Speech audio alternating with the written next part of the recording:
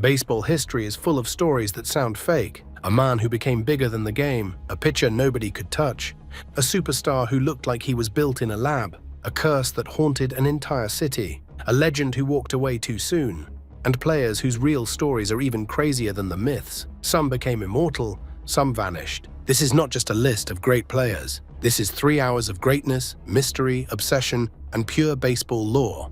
First up, Satchel Paige. In 1965, the Kansas City Athletics sent a 59-year-old man to the pitcher's mound to face the Boston Red Sox. He pitched 3 innings, gave up 1 hit, 0 runs. The batter who got the hit, Carl Yastrzemski, was 25 years old. The pitcher was Satchel Paige. He had started his professional career in 1926. That was 39 years earlier. He had pitched in 5 different decades. He had won an estimated 2,000 games. Joe DiMaggio called him the toughest pitcher he ever faced. Dizzy Dean said his own fastball looked like a change of pace next to Satchel's, and he had not been allowed to pitch in the major leagues until he was 42 years old because of the color of his skin. When reporters asked him how a 59-year-old could still get major leaguers out, Paige shrugged. "Age is a case of mind over matter," he said. "If you do not mind, it does not matter." This is the story of the greatest pitcher most of America never got to see. The man who was too old when they finally let him in and still too good for anyone to get out. This is the story of Satchel Paige. Leroy Robert Paige was born on July 7, 1906, in Mobile, Alabama. At least, that is what his birth certificate says. The truth is, nobody was ever completely sure when Satchel Paige was born, including Satchel himself. Some records suggest he may have been born as early as 1899. His mother's family Bible supposedly held the answer, but as Paige wrote in his autobiography, "Seems like Mum's Bible would know, but she ain't ever shown me the Bible." The mystery around his age became one of the great running jokes of his career. He loved it. "How old would you be?" he once asked. "If you did not know how old you are." What is certain is that he grew up poor. His father John was a gardener. His mother Lula was a washerwoman who scrubbed clothes for white families to feed her children. Leroy was the 7th of 11 kids, raised in a shotgun shack in the Down the Bay neighborhood of Mobile. It was the same neighborhood where, 28 years later, another baseball legend named Hank Aaron would be born. At age 7, Leroy went to work at the mobile train station, carrying passengers' luggage for tips. The job paid almost nothing, so the boy rigged up a system. He attached ropes to his shoulders and waist, and carried a satchel in each hand and one under each arm. He hauled so many bags at once that his friends said he looked like a walking satchel tree. The nickname stuck. From that day forward, Leroy Paige was Satchel. School held no interest for him. He skipped classes constantly. When he was not at the train station, he was throwing rocks at tin cans, at fence posts, at anything that moved. He had a natural arm, loose and whip-like, and his accuracy was frightening. He could hit a target from distances that amazed the older boys in the neighborhood. But Satchel was also getting into trouble. He shoplifted. He stole from the train station. He ran with a rough crowd. 2 weeks before his 12th birthday, he was arrested for stealing and sentenced to the Alabama Reform School for Juvenile Negro Law-Breakers at Mount Meigs. He would spend the next 5.5 years locked up. The Alabama Reform School for Juvenile Negro Law-Breakers was exactly what it sounded like: a prison for black children in the segregated South. The conditions were harsh. The discipline was strict. Satchel was told he would not see freedom again until he was 18 years old. It was the worst thing that ever happened to him, and also the best. At Mount Meigs, a coach named Edward Bird noticed the tall, skinny kid with the rubber arm. Bird was the school's baseball coach, and he saw something in Satchel that no one had ever bothered to develop. For the first time in Satchel's life, someone taught him the fundamentals of pitching. Bird showed him how to grip the ball, how to use his long legs and arms to generate power, how to control his delivery instead of just throwing as hard as he could. He taught him to think on the mound, to set up hitters, to use his brain as much as his arm. Satchel had an anatomy that was all up and down. He was 6'3" and weighed barely 140 pounds. His arms were impossibly long, his legs were like stilts. When he wound up and delivered the ball, his arm came whipping forward like a buggy whip. The combination of his height, his arm length, and his natural flexibility created a delivery that hitters simply could not read. Paige later said, "You might say I traded 5 years of freedom to learn how to pitch." It was the only good thing about those years. But it changed everything.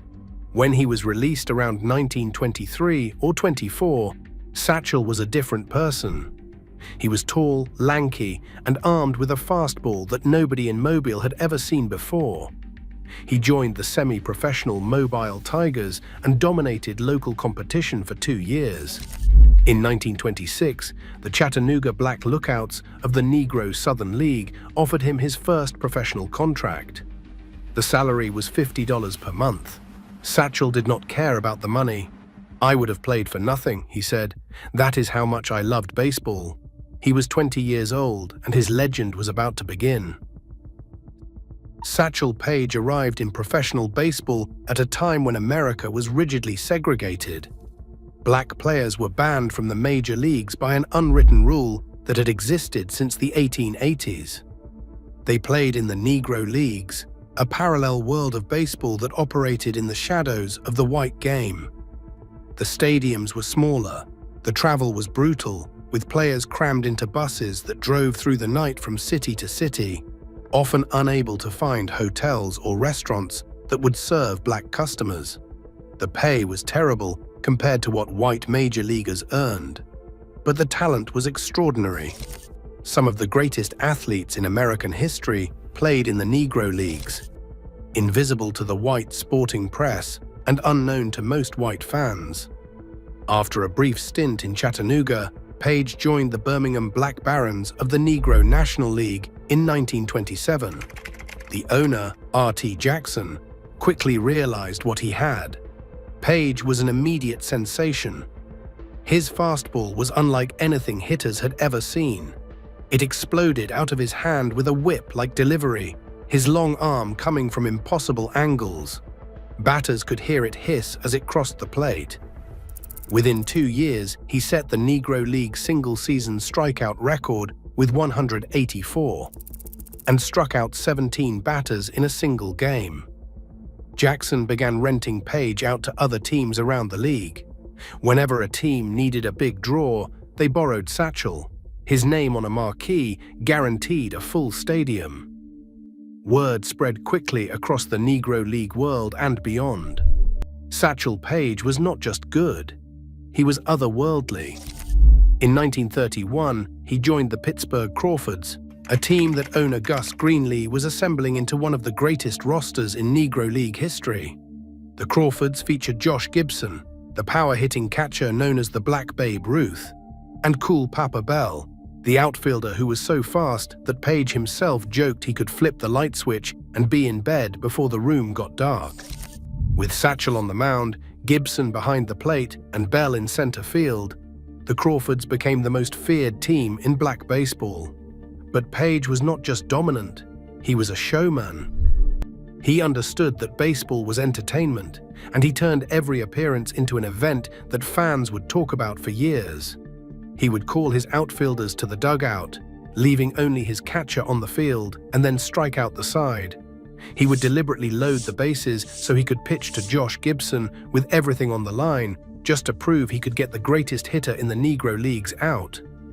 He named his pitches like characters in a story. The B-ball was his fastball. The hesitation pitch was his changeup, where he would pause mid-delivery and freeze the batter. He called others the Bat Dodger, the Midnight Rider, and Long Tom. In 1934, he faced Slim Jones in a game at Yankee Stadium that is still considered the greatest game in Negro League history. The two pitchers dueled for 10 innings before darkness ended the game in a 1-1 tie. By the mid-1930s, Satchel Paige was the biggest draw in black baseball. His salary rose to $600 per month, the highest in the Negro Leagues. Teams rented him out for individual games because his name alone could fill a stadium. He barnstormed constantly, sometimes pitching 3 games in a single week, driving from city to city across the country. Paige even played for a white semi-professional team in Bismarck, North Dakota, during breaks from the Crawfords. He was credited with winning 134 of 150 games he pitched there. In 1936, back with the Crawfords, he went 24-3. Nobody could touch him. The white baseball world took notice. After the Negro League season ended each year, black and white players would face each other in barnstorming exhibitions across the country. These games were unofficial, but they were the only way to compare talent across the color line. Dizzy Dean, one of the best pitchers in the major leagues, faced Paige in these exhibitions and said afterward, "My fastball looks like a change of pace alongside that little pistol bullet Satchel shoots up to the plate." Joe DiMaggio called Paige the toughest pitcher he had ever faced. Bob Feller, the Cleveland Indians' fireballing ace, barnstormed extensively with Paige after the 1946 season. When Feller and Paige traveled together, they sold out major league stadiums across the country. White fans who had never seen a Negro League game came out by the thousands to watch Paige pitch. Everyone who faced him agreed. Satchel Paige would have been a star in the major leagues. He might have been the greatest pitcher in major league history. But the color line remained, and every year that passed was another year stolen from his prime. Paige himself rarely spoke about the injustice. He dealt with racism the way he dealt with everything else, with humor and with his arm. When asked if he was bitter about being excluded from the majors, he typically deflected with a joke or a philosophical observation. But those who knew him understood the pain beneath the smile. But none of it mattered. The color line held. Satchel Paige could not pitch in the major leagues because he was black. And by the time the barrier finally fell, he would be in his 40s. In 1937, Paige made a decision that nearly destroyed his career. He accepted an offer to play in the Dominican Republic for a team owned by dictator Rafael Trujillo. The offer was irresistible. Trujillo wanted to win the Dominican Championship, and he was willing to pay whatever it took. Paige was recruited by a government official named Dr. Jose Enrique Aybar, who also happened to run Trujillo's baseball team, Los Dragones. Paige recruited Josh Gibson, Cool Papa Bell, Sam Bankhead, and several other Negro League stars to join him. They arrived on the island expecting easy money and a tropical vacation. What they found was a dictator who did not tolerate losing. Trujillo was known for murdering people who disappointed him. Armed soldiers attended every game. When the team fell behind early in the tournament, Paige and his teammates understood that failure could have consequences far worse than being cut from the roster. Paige later joked that he had never played under that kind of pressure before. He pitched the team to a championship and got out of the country as fast as he could. The consequences back home were severe. Negro League owners were furious that Paige had stolen their best players for a foreign league. Owner Gus Greenlee, who had built the Crawfords around Paige, sold his contract to the Newark Eagles. Paige refused to report. He was essentially banned from organized Negro League baseball. He drifted to Mexico, where he pitched until disaster struck. His arm gave out. The shoulder that had propelled thousands of fastballs simply stopped working. Suddenly, the greatest pitcher in black baseball could barely throw. He was 32 years old, and his career appeared to be over. Nobody wanted a pitcher who could not pitch. For the first time since reform school, Satchel Paige had nowhere to go. In 1939, the Kansas City Monarchs offered Paige a spot on their B team, a traveling barnstorming squad called the Kansas City Travelers. It was the bottom of the barrel for a man who had been the highest-paid player in the Negro Leagues. He could barely pitch, so he played first base most of the time, throwing the ball underhand because his shoulder could not handle overhand motion. The other players looked at him with pity. Satchel Paige, the great fireballer, reduced to playing first base on a farm team. But the Monarchs trainer, a man everyone called Jew Baby Floyd, began treating Paige's arm with a special liniment. Nobody knew exactly what was in it. Floyd guarded the recipe like a state secret. Night after night, he rubbed the mysterious potion into Paige's shoulder and elbow, massaging the damaged muscles and tendons. Slowly, impossibly, the arm came back. First, he could throw without pain. Then the velocity started returning. Then the movement on his pitches sharpened. Within months, Satchel Paige was pitching again. Monarchs owner J.L. Wilkinson immediately called Paige up to the parent club. By 1940, Satchel was the ace of the Kansas City Monarchs pitching staff, throwing as well as he had before the injury. It was one of the greatest comeback stories in sports history. The arm that doctors said was finished had somehow been resurrected. He led the Monarchs to the 1942 Negro World Series against the Homestead Grays, who featured Josh Gibson and Buck Leonard, two of the greatest hitters in Negro League history. The series was played in neutral sites across the country, from Washington to Pittsburgh to New York to Philadelphia. Paige appeared in all 4 games and won 3 of them. The Monarchs swept the Grays in 4 games. Satchel was once again the best pitcher in black baseball. He was also the biggest attraction. The annual East-West All-Star Game, the Negro Leagues showcase event, drew unprecedented crowds, and Paige was the primary reason. Fans voted him to the All-Star team 6 times. In 15 All-Star innings, he posted a 0.60 earned run average. In 1944, he posted a 1.01 earned run average, perhaps the finest season of his career. When Major League Baseball officially incorporated Negro League statistics into the record books in 2024, that number became the 3rd lowest single-season earned run average in all of baseball history. Only Dutch Leonard in 1914 and Bob Gibson in 1968 were lower. Through it all, Paige kept barnstorming. He estimated that he traveled 30,000 miles a year. He pitched in the United States, Canada, Cuba, Puerto Rico, Venezuela, Mexico, and the Dominican Republic. In the Puerto Rican Winter League, he set records that still stand, going 19-3 with 208 strikeouts in 1 season. His career numbers, though impossible to fully verify because Negro League records are incomplete, are staggering. By his own count, he pitched in approximately 2,500 games, won around 2,000, threw roughly 300 shutouts, and 55 no-hitters. Even if those numbers are exaggerated, even if you cut them in half, they represent a career unlike anything baseball has ever seen.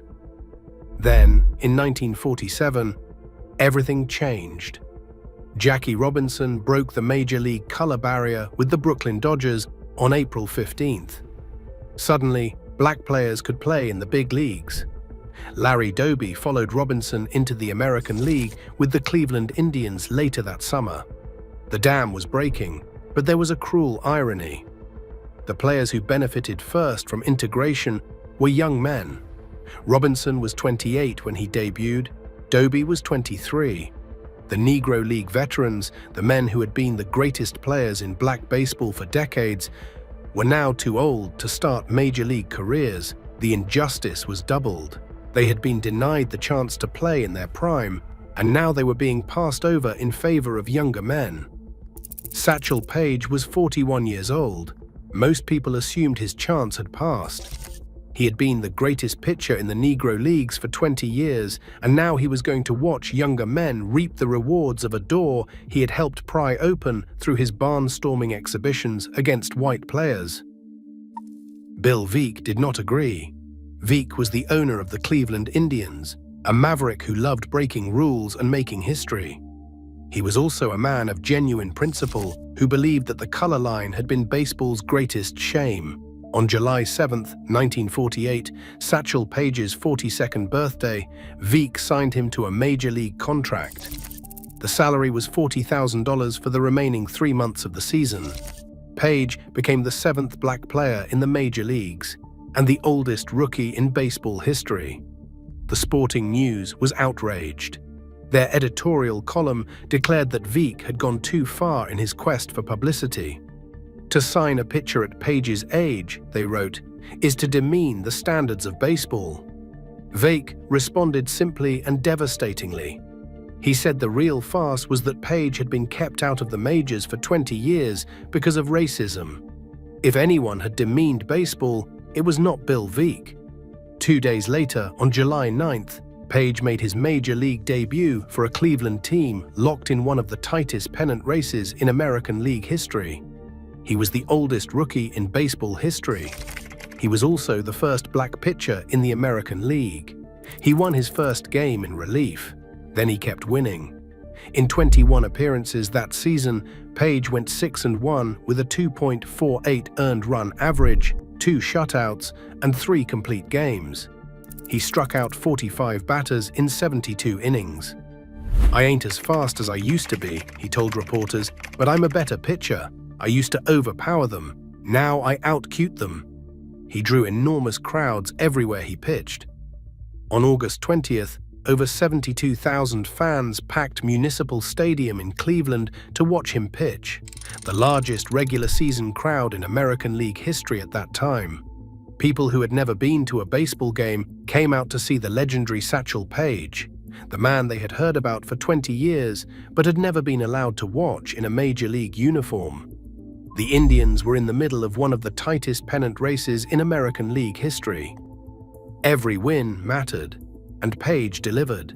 His 6 victories were not just statistics. They were the wins of a man who had waited his entire adult life for this opportunity and refused to waste it. The Indians won the American League pennant in a 1-game playoff against the Boston Red Sox. They went on to defeat the Boston Braves in the World Series, 4-2. Paige pitched 2/3 of an inning in Game 5, becoming the first black pitcher to appear in a World Series. He did not allow a run. He was 42 years old. He had finally made it. The rookie, who was older than half the managers in baseball, had won a World Series ring. Paige pitched for the Indians again in 1949, going 4-7 with a 3.04 ERA. When his contract was not renewed, he returned to barnstorming and the minor leagues. It looked like his major league career might be over after just 2 seasons. Then Bill Veeck came calling again. In 1951, Veeck bought the St. Louis Browns, one of the worst teams in baseball, and immediately signed Paige. It was a reunion between the two men who had proven the doubters wrong in Cleveland. His best major league season came in 1952, when he went 12-10 with a 3.07 ERA for a Browns team that lost 90 games. Think about that. A 46-year-old pitcher won 12 games for one of the worst teams in baseball. He was named to the American League All-Star team, standing alongside the best players in the game, at an age when most men have been retired for a decade. He made the All-Star team again in 1953 at 47. On August 6, 1952, Paige pitched a complete game shutout against the Detroit Tigers. He was 46 years old. No pitcher that age had ever thrown a shutout in the major leagues. It was further proof that the man was operating outside the normal boundaries of human athletic achievement. After the Browns were sold following the 1953 season, Paige was released. He returned to barnstorming and minor league ball, pitching wherever anyone would pay him. In 1961, at 55 years old, he pitched for Portland in the Pacific Coast League and struck out 19 batters in 25 innings. Then came September 25, 1965. Charles Finley, the flamboyant owner of the Kansas City Athletics, signed the 59-year-old Paige for one final appearance. It was partially a publicity stunt. Finley loved spectacle, but Paige did not care about anyone's motivations. He had been pitching his entire life. One more game was just one more game. The event was called Satchel Paige Night. Before the game, Paige sat in a rocking chair in the bullpen while a nurse rubbed liniment into his ancient arm. It was pure theater, vintage Satchel. The crowd loved it. The whole scene felt like something out of a tall tale, the kind of story that people tell around a campfire and nobody quite believes. But when Paige walked to the mound, the joking stopped. He pitched 3 scoreless innings against the Boston Red Sox.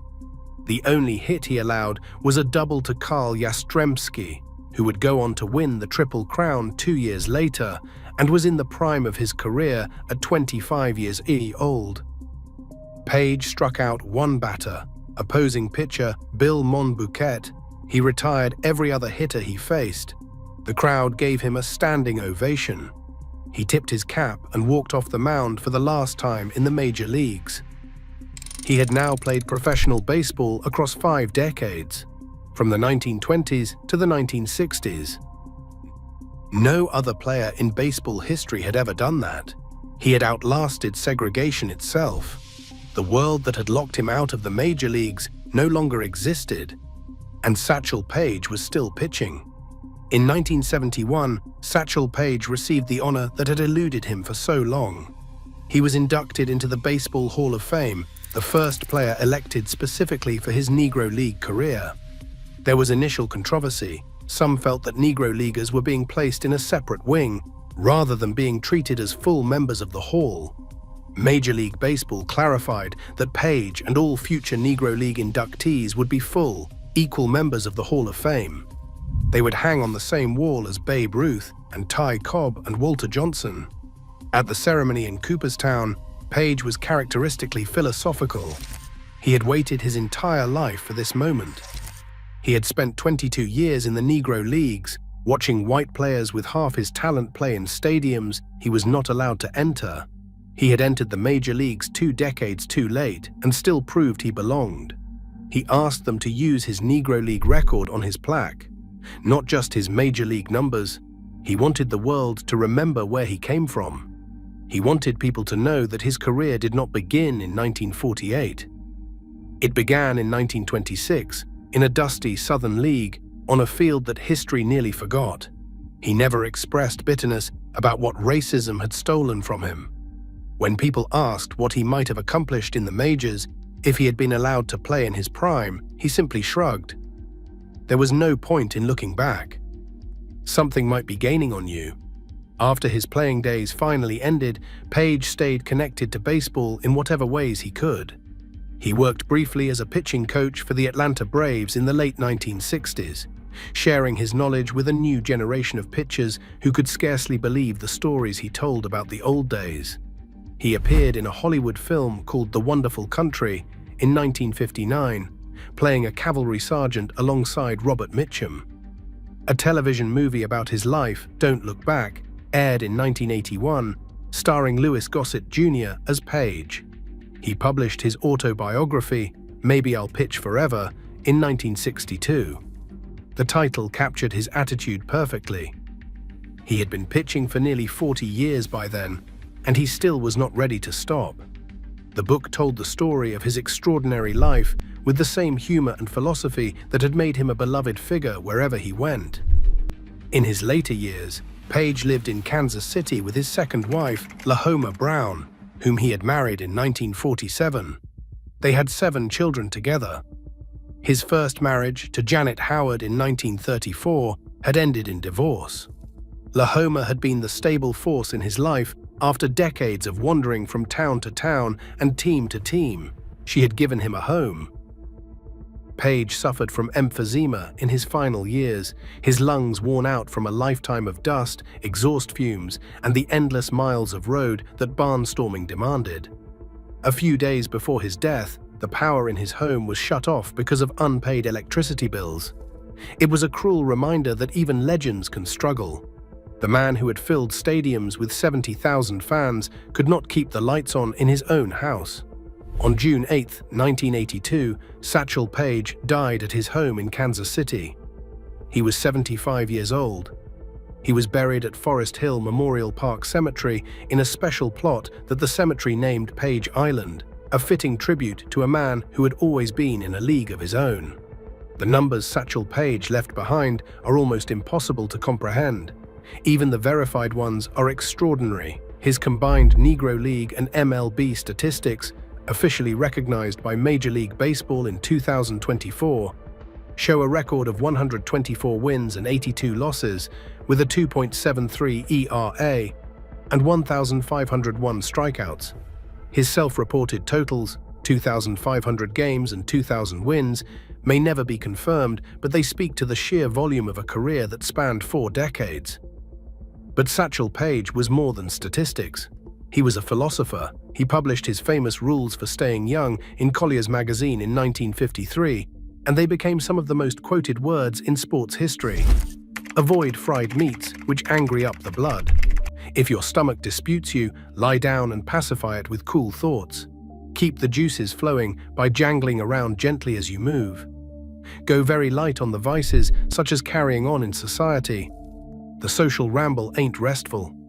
Avoid running at all times, and don't look back. Next up, Ty Cobb. On August 30th, 1905, an 18-year-old kid from rural Georgia stepped to the plate against Jack Chesbro, the pitcher who had won 41 games the year before. First pitch, double into the outfield. That was Ty Cobb's introduction to the major leagues. And for the next 24 years, he would terrorize baseball like no one before or since.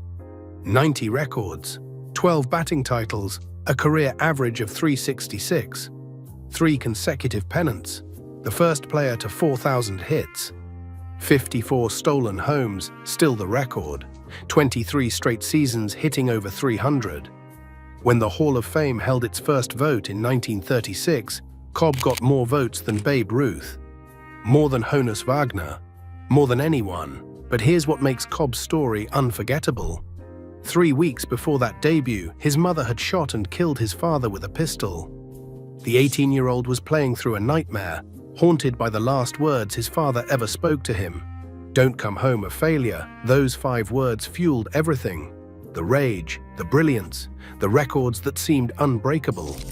They drove Cobb to greatness and cursed him with demons he could never outrun. This is the story of Tyrus Raymond Cobb, the Georgia Peach, the fiercest competitor baseball has ever seen. Ty Cobb was born on December 18, 1886, in Narrows, Georgia, a tiny rural community in the northeastern part of the state. He was the first of 3 children born to William Herschel Cobb and Amanda Chitwood.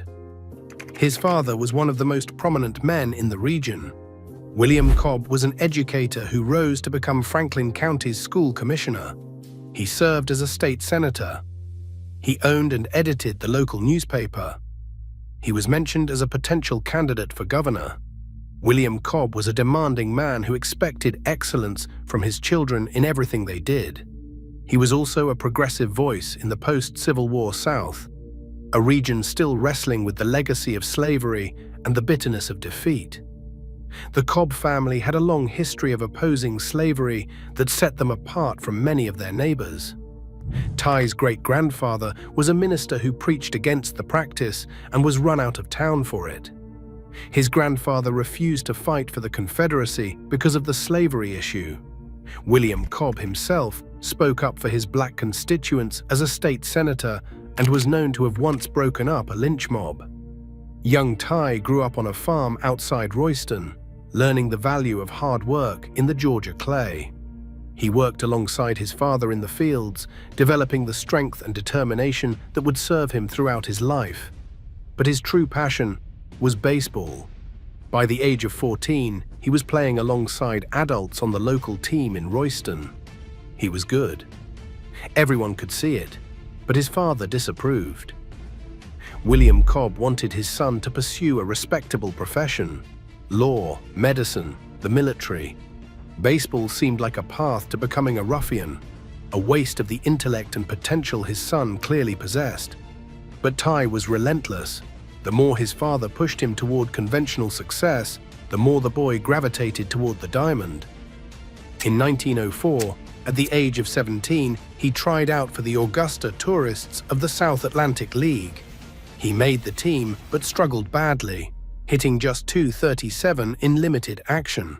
The team released him before the season ended. A lesser player might have given up. Cobb did not. He joined a semi-professional team in Anniston, Alabama, the Anniston Steelers of the Tennessee-Alabama League. He played for $50 a month and a chance to prove himself. His father, finally relenting, gave him his blessing with a stern warning. Don't come home a failure. Here in Anniston, Cobb showed the cunning and self-promotion that would define his career as much as his batting stroke. He began sending postcards to Grantland Rice, the influential sports editor of the Atlanta Journal, praising a talented young outfielder named Cobb. He wrote these letters himself, using different handwriting styles and different aliases. Eventually, Rice took notice and wrote a small item in his column. A young fellow named Cobb seems to be showing an unusual lot of talent.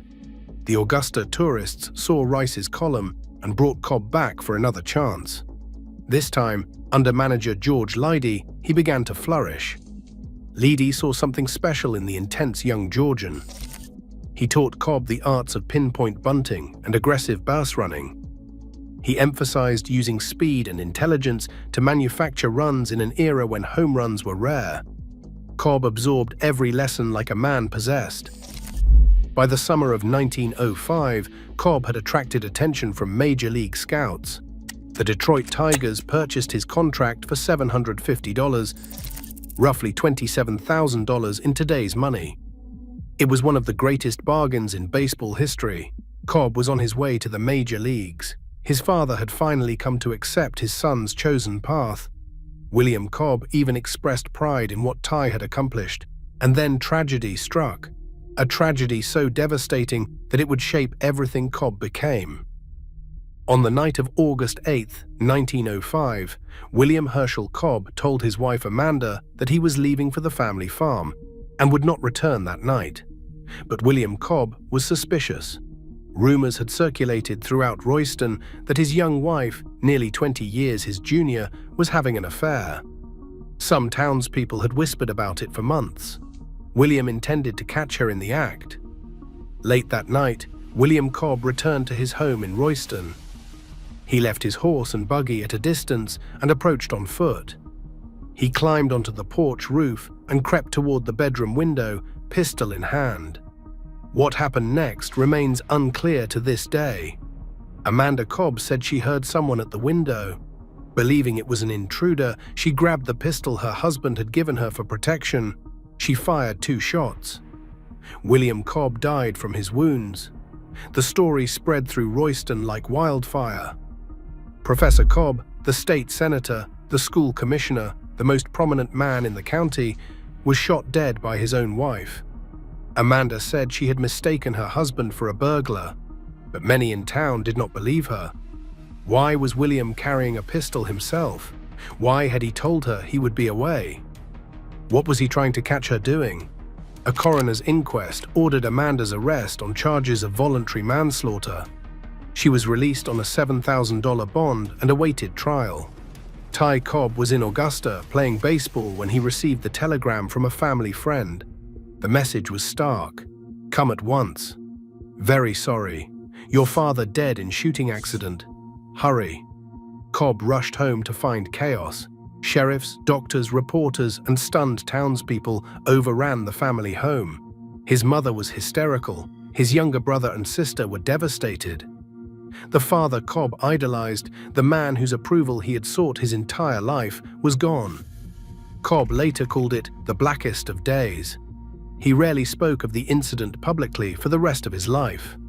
When he did mention it in his autobiography decades later, he referred to it only as a shooting accident and offered few details. But those who knew him well said he never recovered from the trauma. The drive that had always burned inside him now became something fiercer, something almost desperate. Amanda Cobb stood trial in March of 1906. Prosecutors questioned her about discrepancies in her story, about the time between the 2 shots, about why she had fired twice. But no lover was produced, no evidence of infidelity was presented. The all-male jury acquitted her. Ty Cobb attended the trial. He left the courthouse in silence. The gossip in Royston continued. It was one reason Cobb rarely returned to his hometown in the years that followed. Cobb later said of his baseball career, "I did it for my father. He never got to see me play. Not one game, not an inning. But I knew he was watching me, and I never let him down. Never." 3 weeks after his father's death, Cobb reported to the Detroit Tigers. Cobb's rookie season was difficult in ways that went beyond his private grief. The veteran Tigers players subjected him to brutal hazing, far worse than what most rookies endured. They smashed his homemade bats, the ones he had crafted himself back in Georgia. They nailed his cleats to the clubhouse floor. They doused his clothes with water and tied them in knots. They locked him out of the bathroom. They verbally abused him constantly, mocking his southern accent and his youth. In that era, rookie hazing was common throughout baseball. Veterans tested newcomers, established the pecking order, and made the youngsters prove they belonged. But the treatment Cobb received was exceptionally harsh. Some of the veteran Tigers were jealous of the highly touted young prospect. Others resented his intensity, his refusal to know his place. A few simply wanted to drive him off the team and end the competition for playing time. Tigers manager Huey Jennings later acknowledged what happened. He said he let this go for a while because he wanted to satisfy himself that Cobb has as much guts as he thought in the very beginning. Well, he proved it to me, and I told the other players to let him alone. He is going to be a great baseball player, and I won't allow him to be driven off this club. Cobb later attributed his hostile temperament directly to this experience. He said that these old-timers turned him into a snarling wildcat. The hazing, coming on top of his father's violent death, hardened him. He would never forget how he had been treated. He would never trust teammates fully again. He hit just .240 in the 41 games that first season. He was the youngest player in the American League by almost a year, still mourning his father, still processing the trauma and scandal back home. But he showed enough promise that the Tigers signed him to a $1,500 contract for 1906. The following year, everything changed. Under Jennings's protection, Cobb emerged as one of the best players in baseball. He hit .316 in 98 games, setting a record for the highest batting average by a 19-year-old. He played with a ferocity that startled opponents and teammates alike. He ran the bases like a man possessed. He would never hit below .316 again for the rest of his career. In 1907, at the age of 20, Cobb won his first batting title with a .350 average. The Tigers won the American League pennant and faced the Chicago Cubs in the World Series. Though the Tigers lost, Cobb had arrived on the national stage. What followed was the most dominant stretch of hitting in baseball history. From 1907 through 1915, Cobb won 9 consecutive batting titles. No player has ever matched that feat. His averages during that stretch were staggering: .350, .324, .377, .383, .420, .409, .390, .368, and .369. He hit over .400 3 times in his career. In 1911, 1912, and 1922. His .420 mark in 1911 remains one of the highest single-season averages in modern baseball history. But Cobb was far more than a hitter. He was the most complete offensive player of his era, a man who could beat you in a dozen different ways.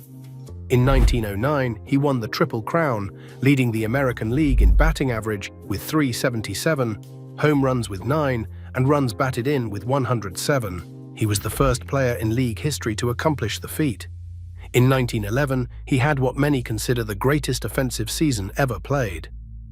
He led the American League in batting average at .420, hits with 248, runs scored with 147, runs batted in with 127, stolen bases with 83, doubles with 47, triples with 24, and slugging percentage at .621. He compiled a 40-game hitting streak during the season. The only major offensive category he did not win was home runs, where he finished second with 8 to Frank Baker's 11. The Baseball Writers Association named him the American League's most valuable player. His teammate Sam Crawford said simply, "He didn't out-hit and he didn't outrun them. He outthought them." Cobb's dominance extended to the base paths, where he was perhaps even more dangerous than at the plate. He was not the fastest runner in baseball. Several players could beat him in a straight foot race.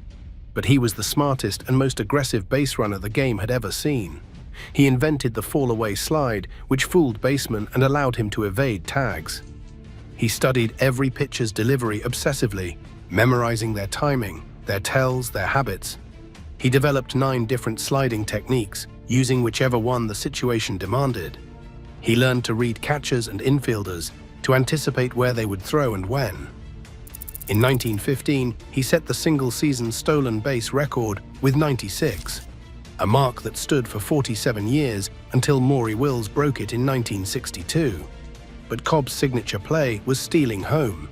He did it 54 times in his career, a record that still stands today and may never be broken. In 1912 alone, he stole home 8 times, another record.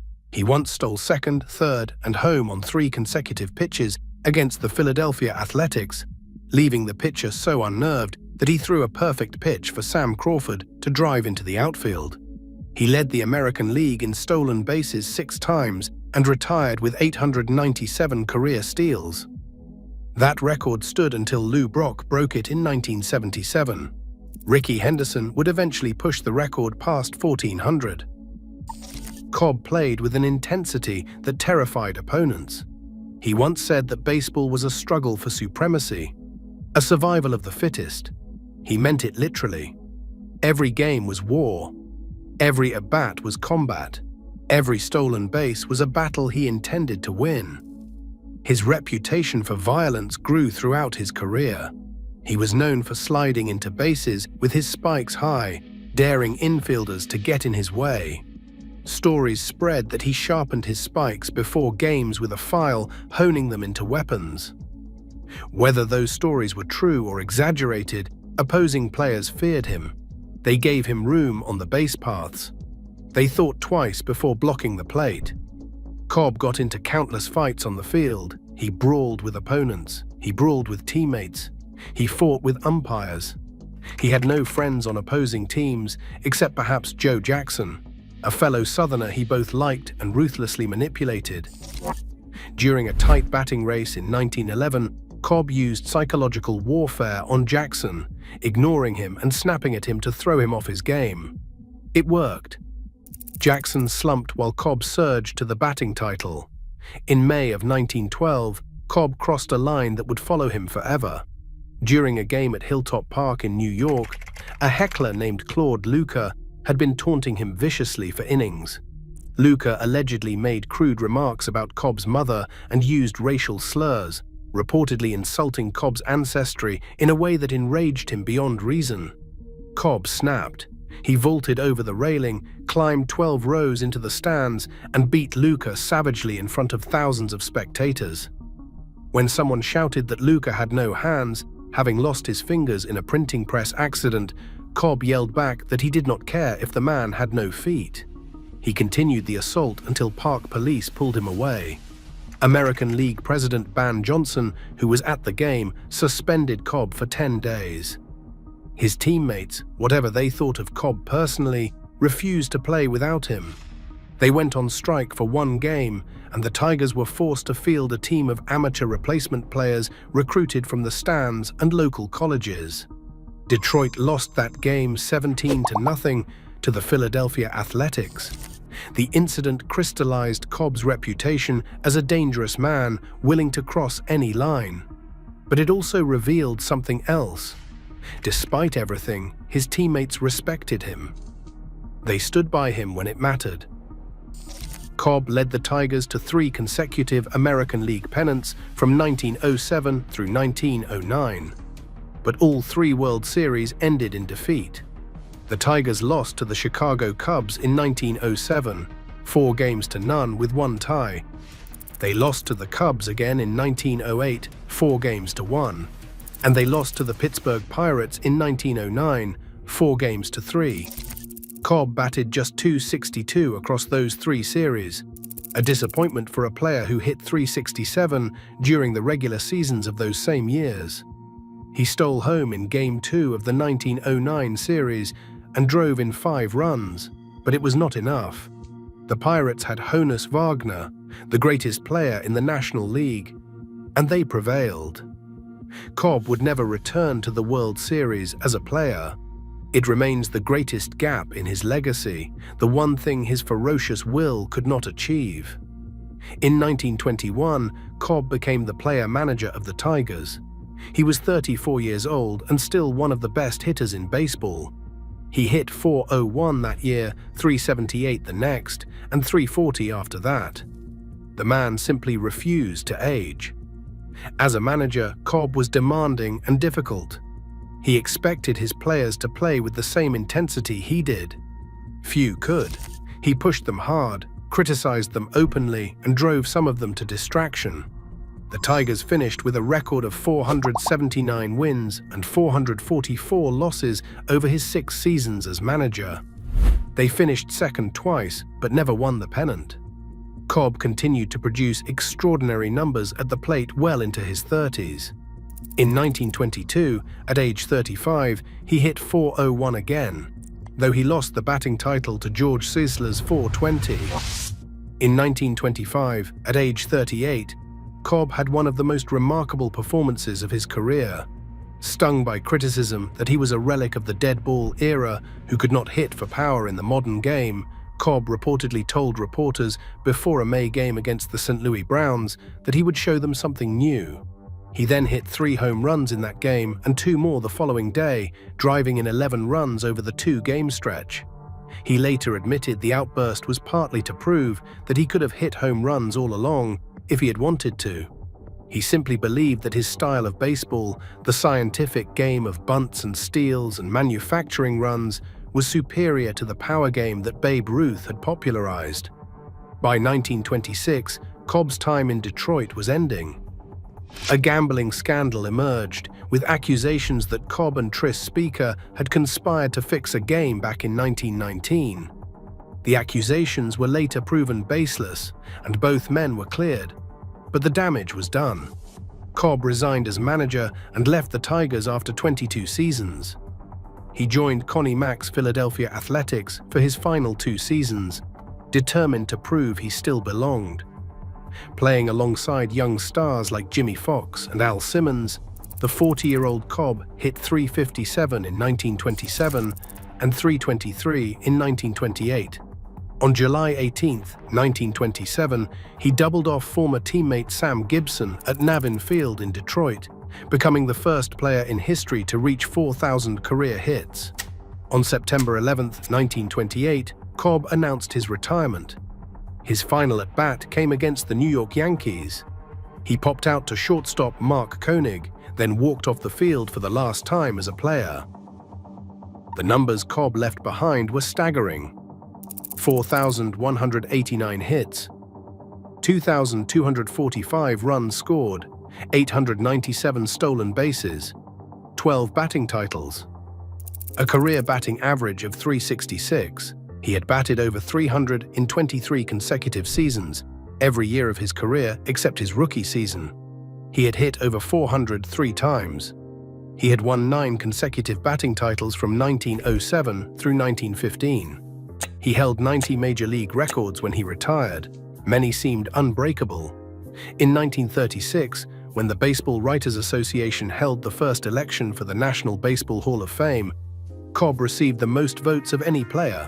He appeared on 222 of 226 ballots, a percentage of 98.2%. He outpolled Babe Ruth. He outpolled Honus Wagner.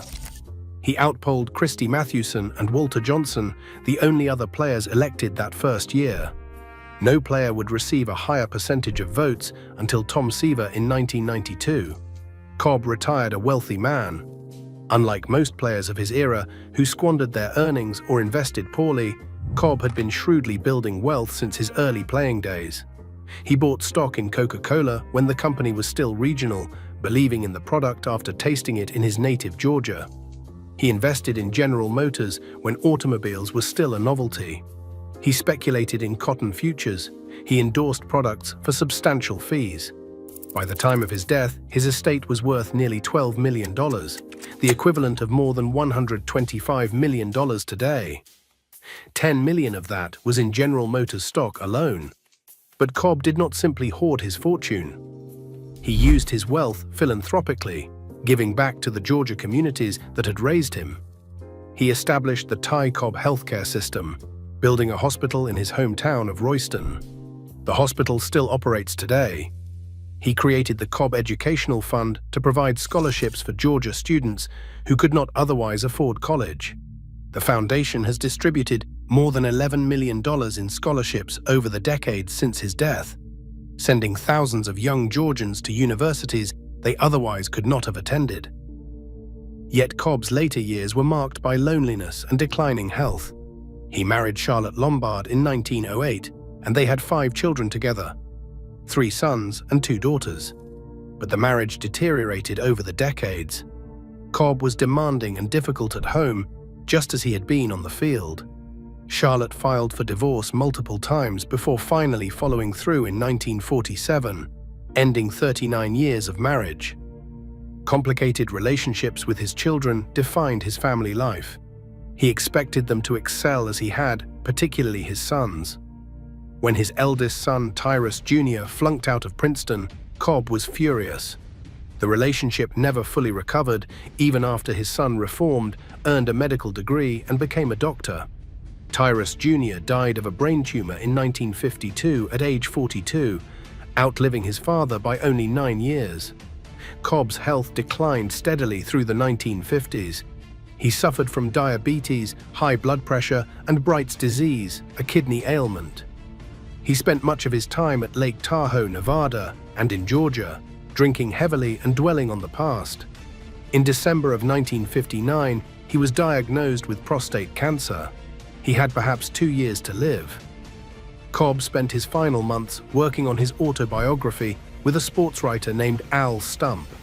The book, My Life in Baseball: The True Record, was published in 1961, shortly after Cobb's death.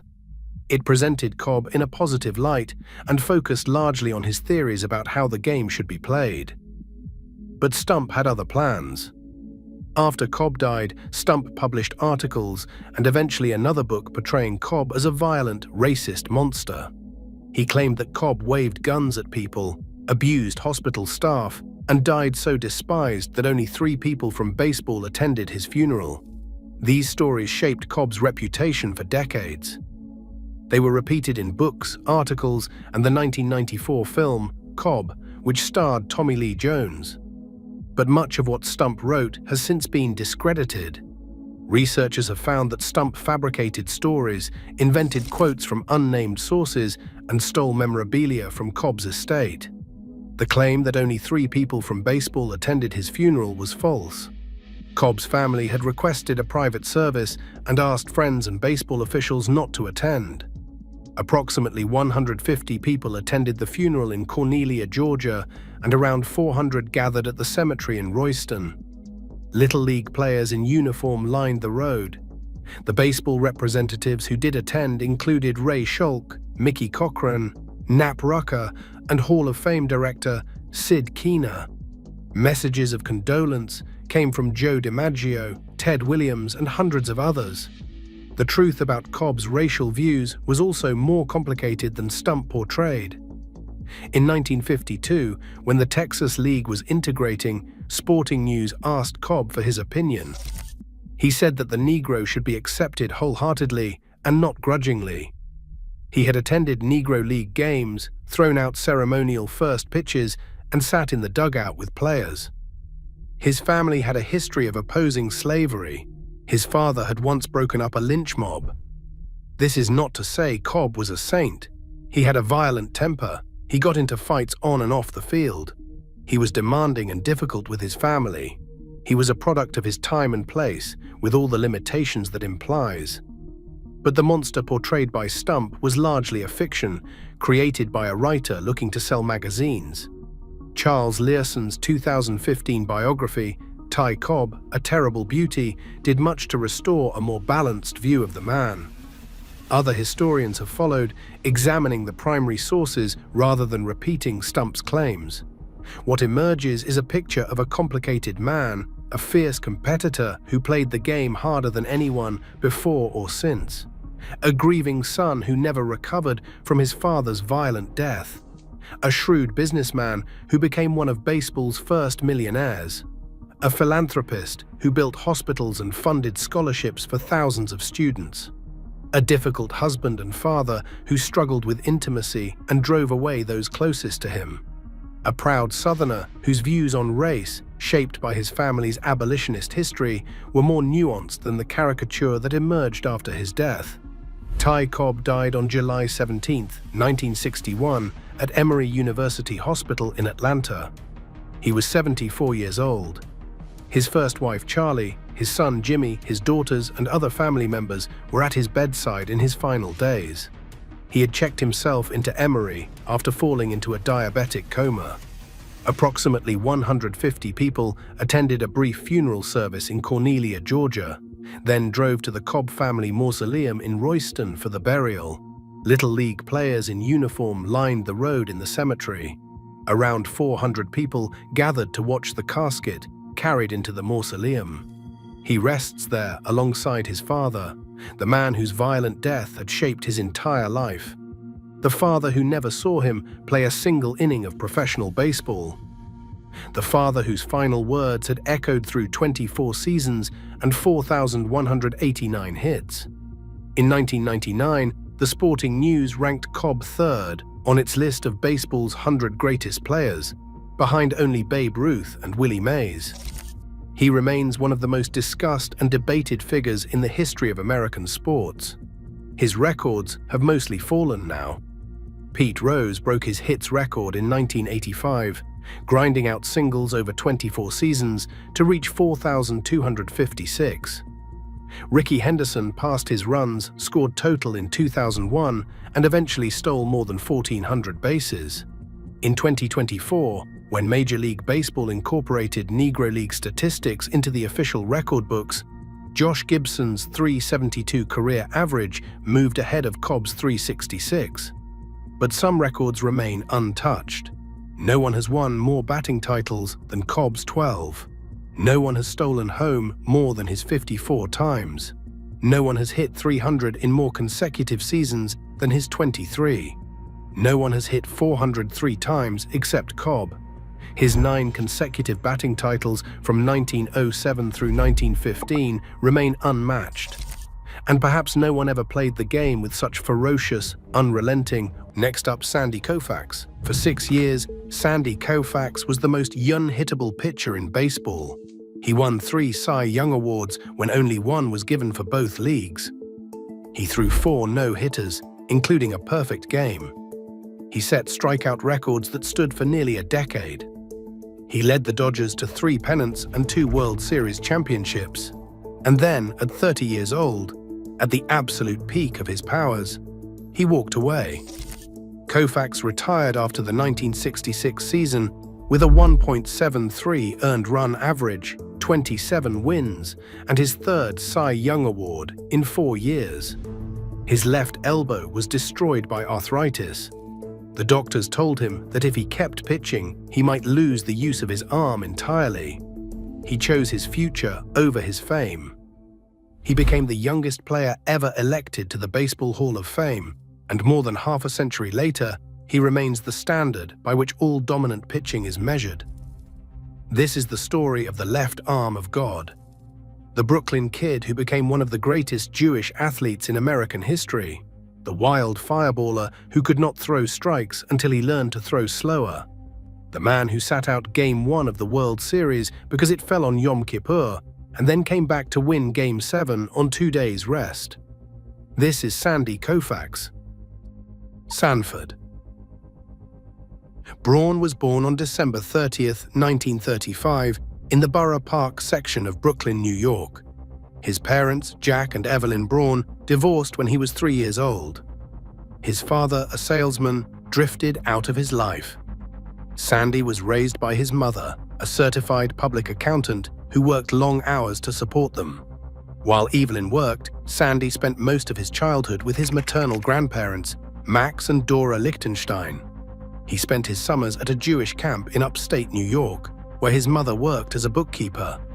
It was a modest upbringing in a close-knit Jewish community. When Sandy was 9, his mother remarried. Irving Koufax was an attorney, a kind and supportive man who encouraged the boy in everything he did. Sandy took his stepfather's name and essentially severed ties with his birth father. Irving Koufax became his father in every way that mattered. The family moved briefly to Rockville Center on Long Island, then back to Brooklyn, settling in the Bensonhurst neighborhood. Sandy grew into a tall, muscular teenager with an athlete's build. Childhood friends who saw him at the beach described him as looking like a Greek god. But here is the thing about Sandy Koufax that surprises most people. He was not a baseball player as a kid. He was a basketball player. At Lafayette High School in Brooklyn, Koufax was a star on the basketball court. At 6'2", he dominated the league. He had such a powerful arm that he could throw a basketball the length of the court to a teammate waiting under the basket. He was captain of the team, a local celebrity in the Brooklyn schoolboy sports scene. Baseball was almost an afterthought. When he played at all, he played first base or catcher. He barely pitched. The sport that would make him famous was barely on his radar. Everything changed because of a Sandlot manager named Milt Lowry. Lowry was a fixture in Brooklyn's youth baseball scene, a man who had once been signed by the Boston Braves and who now ran teams in the Coney Island Sports League. One day, he watched a teenager named Sandy Koufax pitch for a team in the Ice Cream League, a local youth league. Koufax walked 9 batters in 2 innings. He was wild beyond belief. But Lowry saw something.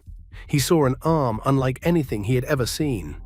He had his son Walter, who was Sandy's classmate, invite Koufax to join his Sandlot team, the Parkviews.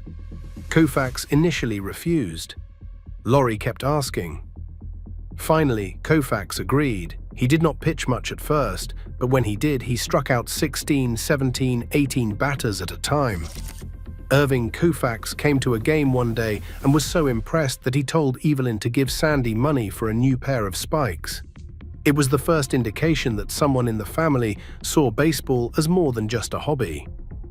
In 1953, Koufax accepted a basketball scholarship to the University of Cincinnati. He planned to study architecture. He made the freshman basketball team and averaged nearly 10 points per game. Basketball was still his primary sport, but in the spring of 1954, he walked onto the college baseball team. He went 3-1 with 51 strikeouts and 30 walks in 32 innings. The wildness was still there, but so was the power. Scouts began to notice. The New York Giants invited him to try out at the Polo Grounds. Koufax, nervous and young, threw wildly over the catcher's head. The Giants never called back. The Pittsburgh Pirates brought him to Forbes Field. During the workout, his fastball broke the thumb of the team's bullpen coach. Branch Rickey, the legendary general manager, said Koufax had the greatest arm I have ever seen. But the Pirates waited too long to make an offer. The Brooklyn Dodgers sent scout Al Campanis to watch Koufax throw at Ebbets Field. Manager Walter Alston and scouting director Fresco Thompson were there. Campanis stepped into the batter's box while Koufax started throwing. Years later, Campanis described what he saw. He said, "There are 2 times in my life the hair on my arms has stood up. The first time I saw the ceiling of the Sistine Chapel, and the second time I saw Sandy Koufax throw a fastball." Irving Koufax negotiated the contract. They agreed on a $14,000 signing bonus and a $6,000 salary, $20,000 total. On December 14, 1954, 2 weeks before his 19th birthday, Sandy Koufax signed with his hometown, Brooklyn Dodgers. There was just one problem. Under the rules of the time, any player who received a bonus over $4,000 had to remain on the Major League roster for 2 years. He could not be sent to the minor leagues for development. Sandy Koufax, who had pitched only a handful of games in college and never played organized baseball as a teenager, was going straight to the major leagues. The early years were brutal. Koufax made his debut on June 24, 1955, pitching 2 scoreless innings against the Milwaukee Braves. 2 months later, on August 27th, he threw a 2-hit shutout against the Cincinnati Redlegs, striking out 14 batters in his first complete game. It was a debut that offered a glimpse of what he could become, but those glimpses were rare. Koufax had an overpowering fastball and a devastating curveball, but he had no idea where either pitch was going. He led the league in wild pitches. He walked batters at an alarming rate. Teammates described him as unable to throw the ball inside the batting cage during practice. Duke Snider, the Hall of Fame center fielder, remembered, when he first came up, he could not throw a ball inside the batting cage. The Dodgers won the 1955 World Series, their first championship in franchise history. It was the sweetest moment in Brooklyn baseball history, the year they finally beat the Yankees. Koufax did not pitch in it. He sat on the bench and watched his teammates celebrate. The following winter, the Dodgers sent Koufax to Puerto Rico to pitch winter ball for the Caguas Criollos. The manager was Ben Garagti, a renowned developer of young talent. Koufax went just 3-6, but he threw a one-hit shutout on Halloween night and a two-hit shutout in December. Roberto Clemente got the only hits off him in that second game. There were signs of what he could become if he could only find consistency. For 6 years, from 1955 through 1960, Koufax was a curiosity more than a star. He went 36-40 overall, averaging about 6 wins per season. He showed flashes of brilliance but could not sustain them. The wildness that had been charming in a teenager became frustrating in a professional. Teammates like Jackie Robinson and Roy Campanella thought manager Walter Alston should give the young left-hander more chances to pitch. But Alston was cautious. Koufax enrolled in night classes at Columbia University to study architecture. He was not sure baseball was going to work out. He needed a backup plan. The transformation happened in 1961, and it changed everything. The exact moment is the subject of some debate. Some credit catcher Norm Sherry, who suggested during a spring training game that Koufax take something off his fastball and concentrate on throwing strikes. Others credit various pitching coaches or simply the natural maturation of a young pitcher finally growing into his body and his talent. Whatever the cause, something clicked. Koufax finally figured it out. He stopped trying to throw every pitch as hard as he could. He started trusting his stuff. He learned that hitters could not touch his fastball even when he was not overthrowing it, and that his curveball was unhittable when he could locate it. The same pitches that had been wild became precise. The same arm that had been erratic became a weapon. In 1961, Koufax went 18-13 with a 2.54 earned run average. He led the major leagues with 269 strikeouts. He made his first All-Star team. On September 20th, in the final game ever played at the Los Angeles Memorial Coliseum, Koufax threw a complete game, striking out 15 Cubs in a 13-inning victory. He threw 205 pitches that night. He was 25 years old, and his career was finally beginning. What followed was the greatest 5-year run by any pitcher in baseball history. From 1962 through 1966, Sandy Koufax went 111-34. He led the National League in earned run average all 5 seasons. He led in shutouts all 5 seasons. He won the pitching Triple Crown 3 times, leading the league in wins, strikeouts, and earned run average in 1963, 1965, and 1966. Only 2 other pitchers in history have accomplished that feat 3 times, Walter Johnson and Grover Cleveland Alexander. He won 3 Cy Young Awards in 4 years, at a time when only 1 award was given for both leagues combined. All 3 were unanimous selections. He was the first pitcher ever to win 3 Cy Young Awards, and the first to win even 1 unanimously. He threw 4 no-hitters, more than any pitcher in history at that time. The first came on June 30th, 1962, against the expansion New York Mets. The second came on May 11th, 1963, against the San Francisco Giants and their ace Juan Marichal. The third came on June 4th, 1964, against the Philadelphia Phillies. The fourth, on September 9th, 1965, against the Chicago Cubs, was a perfect game. The perfect game was a masterpiece unlike anything baseball had seen. Koufax faced 27 batters and retired all 27. He struck out 14, including the final 6 in a row. The Cubs lineup included 3 future Hall of Famers, Ernie Banks, Billy Williams, and Ron Santo. All of them struck out at least once. Banks struck out 3 times. What made it even more remarkable was the opposing pitcher. Bob Hendley, a journeyman left-hander, picked that night to throw the game of his life. He allowed just 1 hit and 1 walk. The Dodgers scored their only run without getting a hit. Lou Johnson walked, was sacrificed to second, stole third, and scored on a wild throw by the catcher. Hendley lost 1-0 while allowing just 1 hit. The 2 pitchers combined for the fewest hits in a 9-inning game in Major League history, 1. The fewest base runners, 2. It was nearly a double no-hitter. Ernie Banks struck out 3 times on 9 pitches. He remembered it this way: 1, 2, 3, gone. 1, 2, 3, gone. 1, 2, 3, gone. He was like a machine on the mound. It was the first time in my career that I have seen an athlete just have it all. I mean, just put it all together. Billy Williams, who hit 290 career home runs and was one of the most dangerous hitters of his era, summed it up simply: we knew what was coming. And we still couldn't hit it. Vin Scully, the legendary Dodgers broadcaster, called the final out with words that have become part of baseball lore.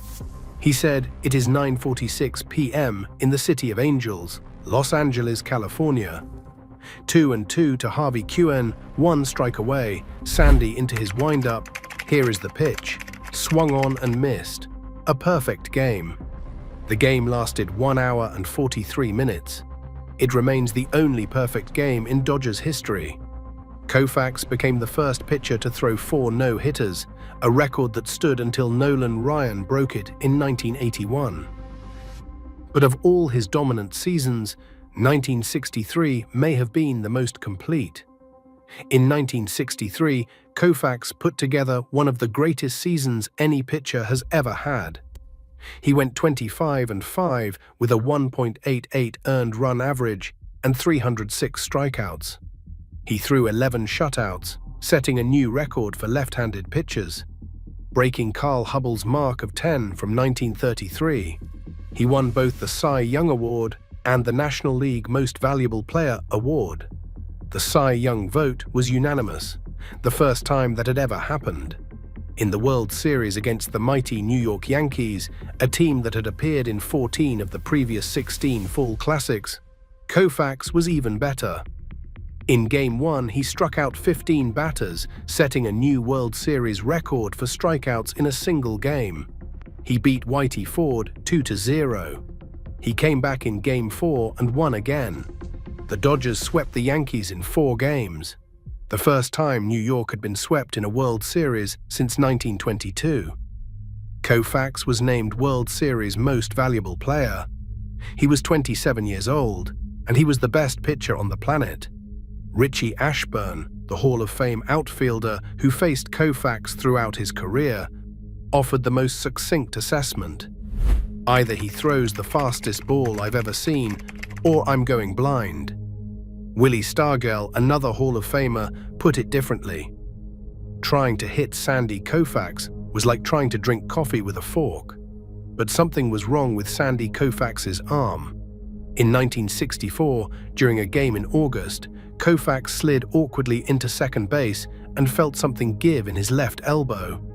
The joint swelled to the size of an inflated tire. He was diagnosed with traumatic arthritis. His season was over. The doctors told him he could keep pitching, but the condition would only get worse. There was no surgery to fix it in 1964. The treatments were primitive cortisone shots, anti-inflammatory medications, ice, heat, and hope. Koufax kept pitching. In 1965, he went 26-8, with a 2.04 earned run average and 382 strikeouts, a new Major League record that would stand until Nolan Ryan broke it in 1973. He threw his perfect game in September. He won his second Cy Young Award, and then came the World Series against the Minnesota Twins. Game 1 was scheduled for October 6, 1965. It fell on Yom Kippur, the holiest day of the Jewish calendar, the Day of Atonement. Sandy Koufax was not an especially religious man. He was a secular Jew who had grown up in Brooklyn's Jewish community but did not regularly attend synagogue. He had pitched on Yom Kippur before in regular season games. But this was different. This was the World Series. The whole country would be watching. And Koufax understood what it would mean if he, the most famous Jewish athlete in America, pitched on Yom Kippur while millions of Jewish families across the country were fasting and praying. It was only 20 years after the Holocaust. Jewish identity in America was still being defined. What he did mattered beyond baseball. He told the Dodgers he would not pitch Game 1. Dodgers owner Walter O'Malley, a Catholic, supported the decision completely. "I won't let Sandy pitch on Yom Kippur under any circumstances," he told the press.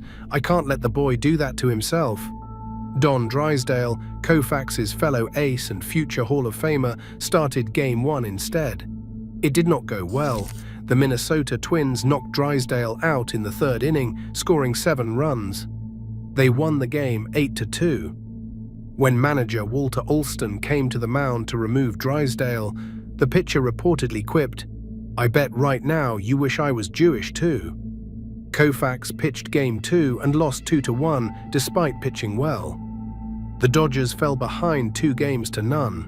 Flying back to Los Angeles for Game 3, it looked like the decision to honor his faith might cost them the championship. On the plane, Drysdale looked at Koufax and said, "Well, we sure got ourselves in a hell of a mess, didn't we?" And then they both laughed as if it were all a joke. The Dodgers won Games 3 and 4 in Los Angeles. Koufax came back to win Game 5, throwing a 4-hit shutout and striking out 10. The series was tied 3-2, heading back to Minnesota. The Twins won Game 6, setting up a decisive Game 7. Manager Walter Alston had a choice: start Koufax on 2 days rest, or start the fully rested Drysdale. He chose Koufax. The problem was that Koufax's arm was in agony. He had pitched through pain all season, but now it was worse than ever. Before Game 7, catcher John Roseborough went to the mound and asked what they were going to do about his sore arm. Koufax looked at him and said something that has become part of baseball legend. "We're going to blow him away." That's exactly what he did. Koufax threw a 3-hit shutout. He struck out 10 batters. The Dodgers won 2-0. He was named World Series Most Valuable Player for the second time in 3 years. The Yom Kippur decision made Koufax a hero to Jewish Americans across the country. John Thorne, the official historian of Major League Baseball, was born to 2 Holocaust survivors in a displaced persons camp in Germany. He was in college when Koufax sat out Game 1. "What struck me was that America must be a very great place," Thorne said. "That a Jew cannot only profess his faith openly, but take a stance for his religion in opposition to the national religion. And baseball is America's national religion." Rabbi Rebecca Alpert later explained the significance. "When you talk to a generation of Jewish men who grew up during the period, it mattered a lot. Jews were seen as not very masculine, as weak figures. And here was Koufax, the most dominant pitcher in baseball, standing up for his faith." In 1966, Koufax and teammate Don Drysdale staged a joint holdout before the season, demanding better contracts from the Dodgers. It was a pivotal moment in baseball labor history. 2 star pitchers negotiating together against ownership. They hired an agent and asked for a 3-year contract worth $1 million to be split between them. It was unprecedented. Players simply did not negotiate that way in 1966. They eventually settled for less than they asked, but the holdout marked a turning point in the relationship between players and owners. Koufax went out to have the best season of his career. He went 27-9 with a 1.73 earned run average, both career bests. He struck out 317 batters. He won his 3rd pitching triple crown, leading the league in wins, earned run average, GT, and strikeouts. He won his third Cy Young Award, the first pitcher ever to win 3. He threw 27 complete games, never missing a start, never coming out of a game early. But in April, team physician Dr. Robert Kurlan had told him his arm could not take another season. The arthritis had progressed to the point where Koufax could no longer fully straighten his elbow. It occasionally went numb, causing him to drop whatever he was holding. He was taking cortisone shots and swallowing pills to manage the constant pain. He soaked his arm in ice after every start. Dr. Kurlan told reporters that Sandy pitched in extreme pain that could only be overcome by his motivational urge. Koufax said later that he thought there was only one game that season when his arm did not hurt. He had already decided to make 1966 his final season. He kept that decision to himself and went out to pitch every 4th day. The Dodgers won the National League pennant again, but were swept by the Baltimore Orioles in the World Series. They were held to just 2 runs in 4 games. The Orioles' young pitchers, including Jim Palmer and Wally Bunker, shut down the Dodgers' weak offense. Koufax started Game 2 and took the loss, yielding 4 runs, only one of them earned in 6 innings. It was the last game he ever pitched. On November 18, 1966, Sandy Koufax held a press conference at the Beverly Wilshire Hotel in Los Angeles. The Dodgers were touring Japan. No one from the team's front office was present, just Koufax and the reporters. He announced his retirement. He was 30 years old.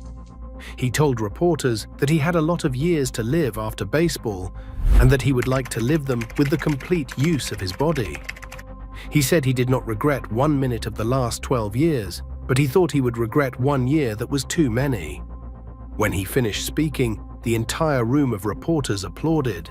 It was an extraordinary moment. Sports writers do not applaud, but for Sandy Koufax, walking away from the game at the peak of his powers to protect his health, they made an exception. Sandy Koufax left baseball with numbers that remained staggering. 165 wins and 87 losses, a 2.76 career earned run average, and a 2.36 earned run average for the decade of the 1960s, the lowest of any pitcher, with at least 1,200 innings. 2,396 strikeouts in 2,324 innings, meaning he struck out more batters than innings he pitched. 40 shutouts, 4 no-hitters, a perfect game. He was the first pitcher to average more than 9 strikeouts per 9 innings for his career. He was the first to average fewer than 7 hits allowed per 9 innings. He won 3 Cy Young Awards when that meant beating out every pitcher in both leagues. He was named World Series Most Valuable Player twice. In the postseason, his numbers were even better: 4 wins, 3 losses, and a 0.95 earned run average. In the 1965 World Series alone, he threw 24 innings with a 0.38 earned run average and 2 shutouts. In 1972, Sandy Koufax was elected to the Baseball Hall of Fame in his first year of eligibility. He received 344 votes out of 396 ballots. At 36 years and 20 days old, he became the youngest player ever inducted into the Hall. After retirement, Koufax signed with NBC as a broadcaster, but he was uncomfortable in front of cameras and never took to the job. Public speaking was not his strength. He resigned after 6 years. In 1979, he returned to the Dodgers as a minor league pitching coach, mentoring young pitchers in the organization's farm system. Al Leiter, who would go on to win 200 games in the major leagues, credited Koufax with helping him become a better pitcher. Koufax resigned from the coaching position in 1990, but continued to make informal appearances at spring training for decades. Koufax has always been famously private, granting few interviews and avoiding the spotlight that most retired stars seek out. His mother once said that when she heard Sandy was writing his autobiography, she asked for one of the first copies so she could finally learn about her son. "You never told me anything," she said. He was married twice. His first marriage, to actress Anne Widmark, lasted from 1969 to 1982. He married Kimberly Francis in 2013. In 2002, he briefly cut ties with the Dodgers after the New York Post, which was owned by the same company that then owned the team, published a false and defamatory story about him. He returned to the organization after the Dodgers were sold in 2004. In 2022, the team unveiled a statue of Koufax at Dodger Stadium, placing it next to the statue of Jackie Robinson. Sandy Koufax's legacy extends beyond baseball statistics. He was one of the greatest Jewish athletes in American history, arriving 16 years after the Holocaust, at a time when Jewish men were still stereotyped as weak and unathletic. His dominance on the mound helped shatter those stereotypes. His decision to sit out Game 1 of the World Series on Yom Kippur became a defining moment in American Jewish identity. He was an ally to minority players throughout his career. Teammate Maury Wills recalled that after games, he and Koufax would go through each other's mail, sorting out the racist letters sent to Wills and the anti-Semitic ones sent to Koufax. Pitcher Joe Black, who mentored Koufax during his first spring training, said if he was in a restaurant, he would never shy away from sitting with the colored fellas. He was a gentleman in a rough sport. Writer Thomas Boswell observed, "There is hardly a strong enough word for the way the other players feel about Koufax. It almost goes beyond affection. For a man so gentle, he seems misplaced in a jock shop." But Koufax himself pushed back against the idea that he was soft. "It sure as hell isn't gentle," he said of his competitive nature, especially playing the game. What made Sandy Koufax great? It was not just the fastball, though the fastball was among the best ever thrown. Koufax threw with a pronounced straight-over-the-top arm action, generating velocity from his strong legs and back, combined with a high leg kick and a long forward extension toward home plate. His unusually large hands allowed him to put heavy spin on his pitches and control the direction in which they would break. It was not just the curveball, which dropped off a table and left hitters flailing at air. When he located it properly, it was virtually unhittable. It was the combination of power and precision that he finally mastered in his late 20s. After 6 years of frustration and wildness, once he learned to trust his stuff, to take a little off his fastball and focus on location, he became unhittable. Next up, Babe Ruth. Imagine a 7-year-old boy, abandoned by his parents, living in a reform school in Baltimore. A child so troubled that his own family declared him incorrigible. Now imagine that same boy growing up to become the most famous athlete in American history, a man whose name would become synonymous with greatness. This is the story of George Herman Ruth Jr., better known to the world as Babe Ruth, the Bambino, the Sultan of SWAT. He did not just play baseball, he transformed it. He did not just break records, he shattered the very concept of what was possible in the sport. And his journey from the streets of Baltimore to becoming America's first true sports superstar is one of the most remarkable stories in the history of athletics. So sit back, because today we are diving deep into the life and legacy of a man who changed not just baseball, but American culture itself.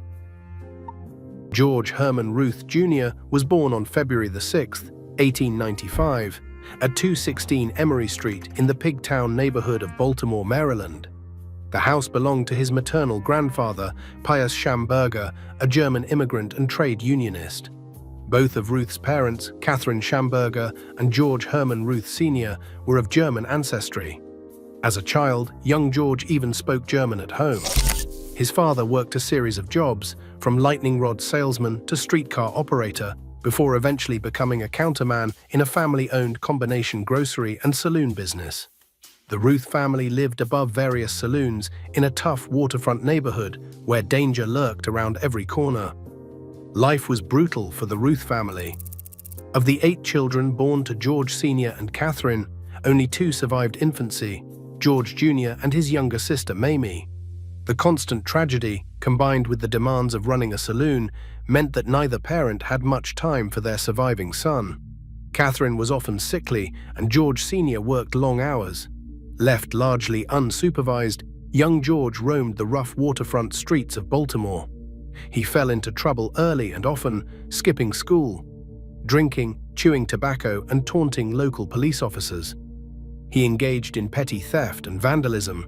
By all accounts, he was a handful that his busy parents simply could not control. Shortly after his 7th birthday, in 1902, George Ruth Sr. and Catherine made a difficult decision. They petitioned the Baltimore courts to declare their son incorrigible and sent him to live at St. Mary's Industrial School for Boys, located on the outskirts of the city. This Catholic institution, run by the Xaverian brothers, was part orphanage, part trade school, and part reform school. For most children, being sent away at such a young age would have been devastating. But for George Ruth, St. Mary's would prove to be his salvation. The rules were strict, and the brothers enforced discipline, but they also taught vocational skills and encouraged sports. Most importantly for young George, it was at St. Mary's that he discovered his extraordinary talent for baseball.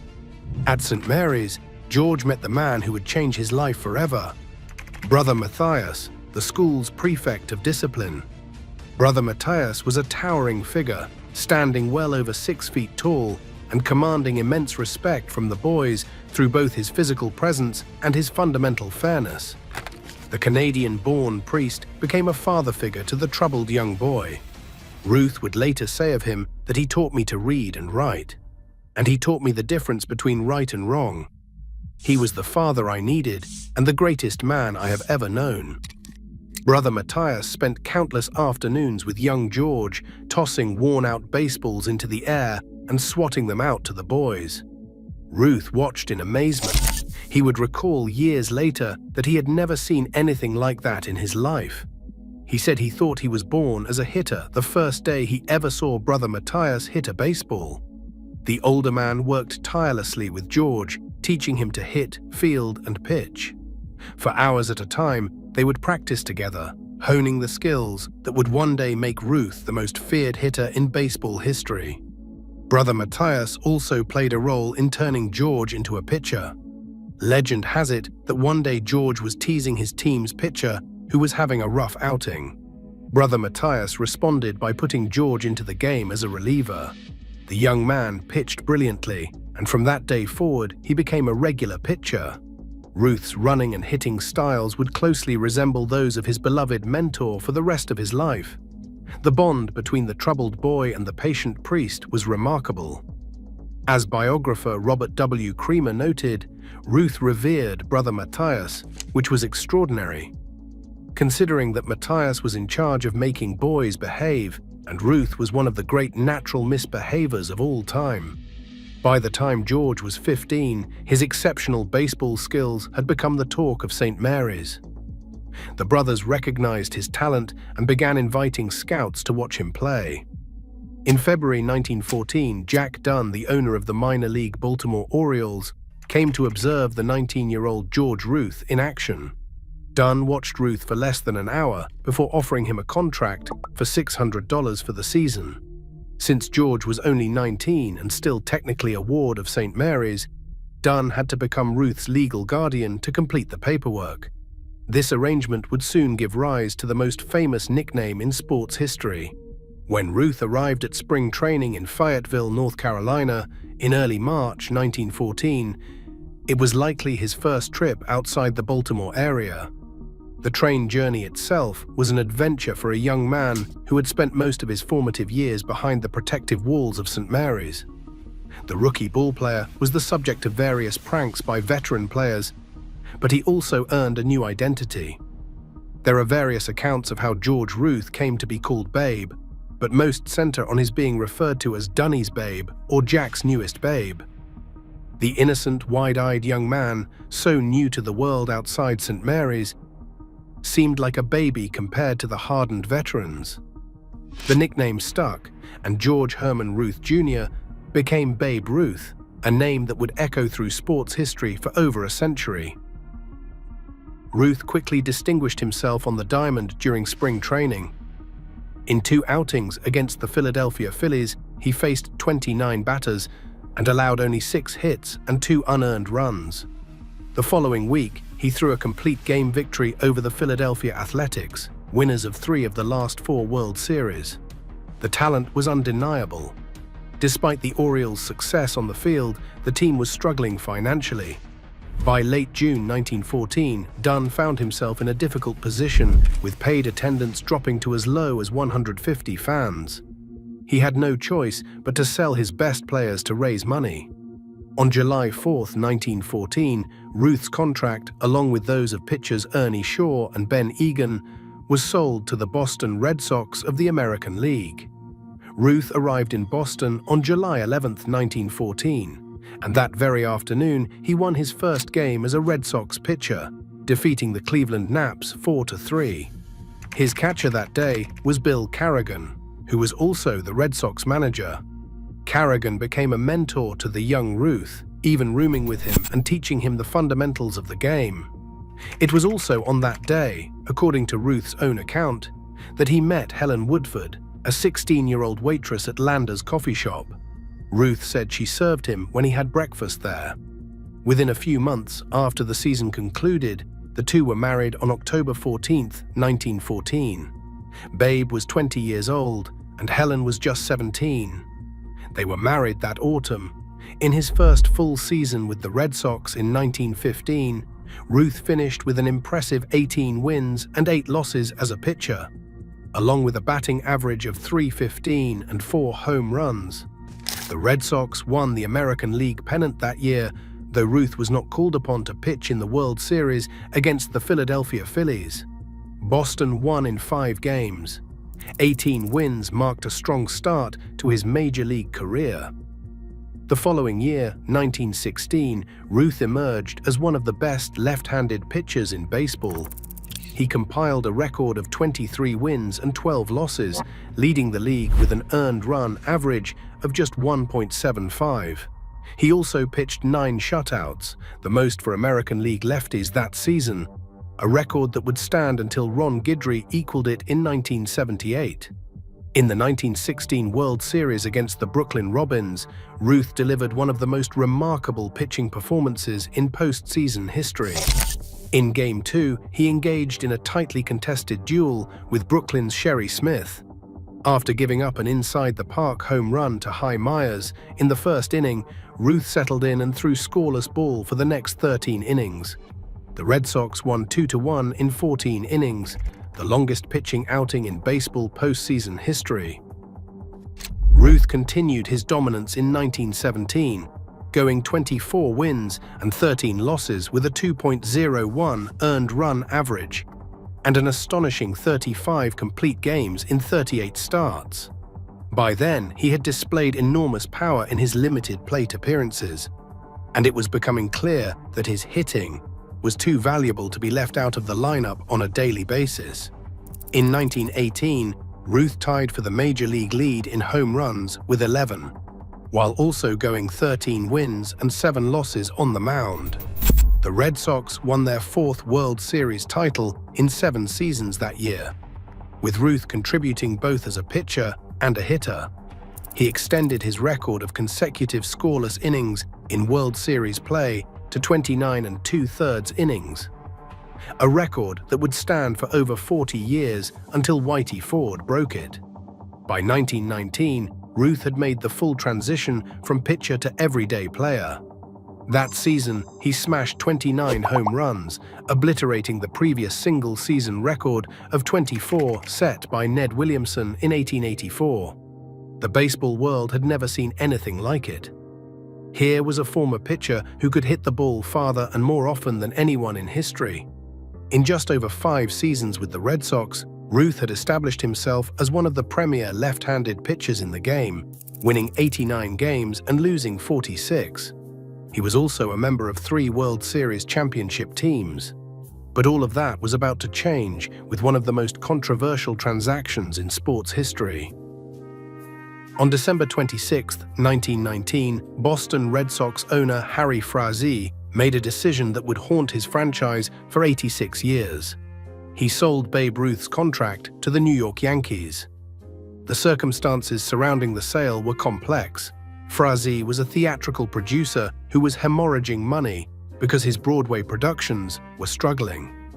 Despite a pennant-winning season in 1918, dwindling wartime attendance had caused the club's gate receipts to drop significantly. Ruth, fully aware of his value and baseball's growing popularity, was demanding his salary be doubled to $20,000 per year, twice what even the great Ty Cobb was making.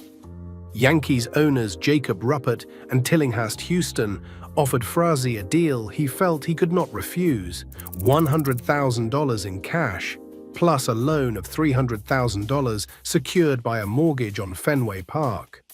The sale price was unprecedented, the highest ever paid for a baseball player at that time. Frazee tried to downplay the effects of the sale, calling Ruth selfish and claiming the Yankees were taking a gamble. But the gamble paid off spectacularly for New York.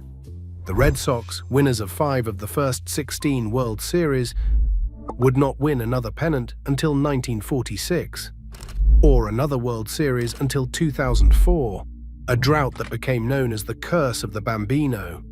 The Yankees, on the other hand, had never won an American League championship before acquiring Ruth. With him, they would win 7 pennants and 4 World Series titles. The franchise that had once played in the shadow of the New York Giants would become the most successful team in baseball history, eventually capturing 41 pennants and 27 World Series championships. When Babe Ruth arrived in New York in 1920, baseball was in crisis. The Black Sox scandal of 1919, in which 8 Chicago White Sox players were accused of intentionally losing the World Series to the Cincinnati Reds, had shattered public confidence in the sport. Attendance was down, and the integrity of America's pastime was in serious question. Ruth almost single-handedly saved baseball. In his first season as a Yankee, he shattered his own single-season home run record by hitting an astonishing 54 home runs, 25 more than he had hit in 1919. No other team in the American League combined hit more than 56 home runs that year. The entire Cleveland Indians roster hit just 26. The Yankees drew 1.29 million fans in 1920, setting a new attendance record. Ruth's popularity made the team the most talked about in baseball. His performances were so stunning, so beyond the known standards of the day, that they inspired a new sports adjective, Ruthian. The following season, Ruth did even better. In 1921, he launched 59 home runs, drove in 171 runs, scored 177 runs, batted .376, and posted an unheard-of .846 slugging percentage. Many consider it the greatest offensive season in baseball history. The numbers were so staggering that they seemed almost fictional. Ruth's drawing power was so immense that the Yankees were able to finance the construction of their own stadium. In 1923, the magnificent new Yankee Stadium opened in the Bronx, immediately dubbed by sports writer Fred Lieb as the house that Ruth built. On opening day, April 18, 1923, an astounding 74,200 fans flooded through the turnstiles, while another 25,000 were turned away. The previous attendance record for a single game had been 42,000. In a fitting twist, the first game at the new stadium was played against the Boston Red Sox, Ruth's former team. And in a moment that seemed scripted by destiny, Ruth hit the first home run in Yankee Stadium history, a 3-run blast that gave the Yankees a 4-1 victory. His wife, Claire, would later say it was the proudest moment of his life. She said he talked about that home run more than any other, including his 60th. From 1926 through 1932, Ruth's offensive output towered over all other players in the game. It was dominance. During those 7 seasons, he averaged 49 home runs per year, batted in 151 runs, and maintained a batting average of .353, while leading the Yankees to 4 league pennants and 3 World Series championships. But it was 1927 that would become the stuff of legend. That year, Ruth was part of a lineup known as Murderer's Row, considered by many to be the greatest team ever assembled. The batting order of Earl Combs, Mark Koenig, Babe Ruth, Lou Gehrig, Bob Musell, and Tony Lazzeri struck fear into every opposing pitcher. The 1927 Yankees finished with a record of 110 wins and 44 losses, winning the American League pennant by 19 games. They batted .307 as a team, slugged .489, and scored 975 runs. They outscored their opponents by a record 376 runs. Ruth led the charge with one of the most remarkable individual seasons in baseball history.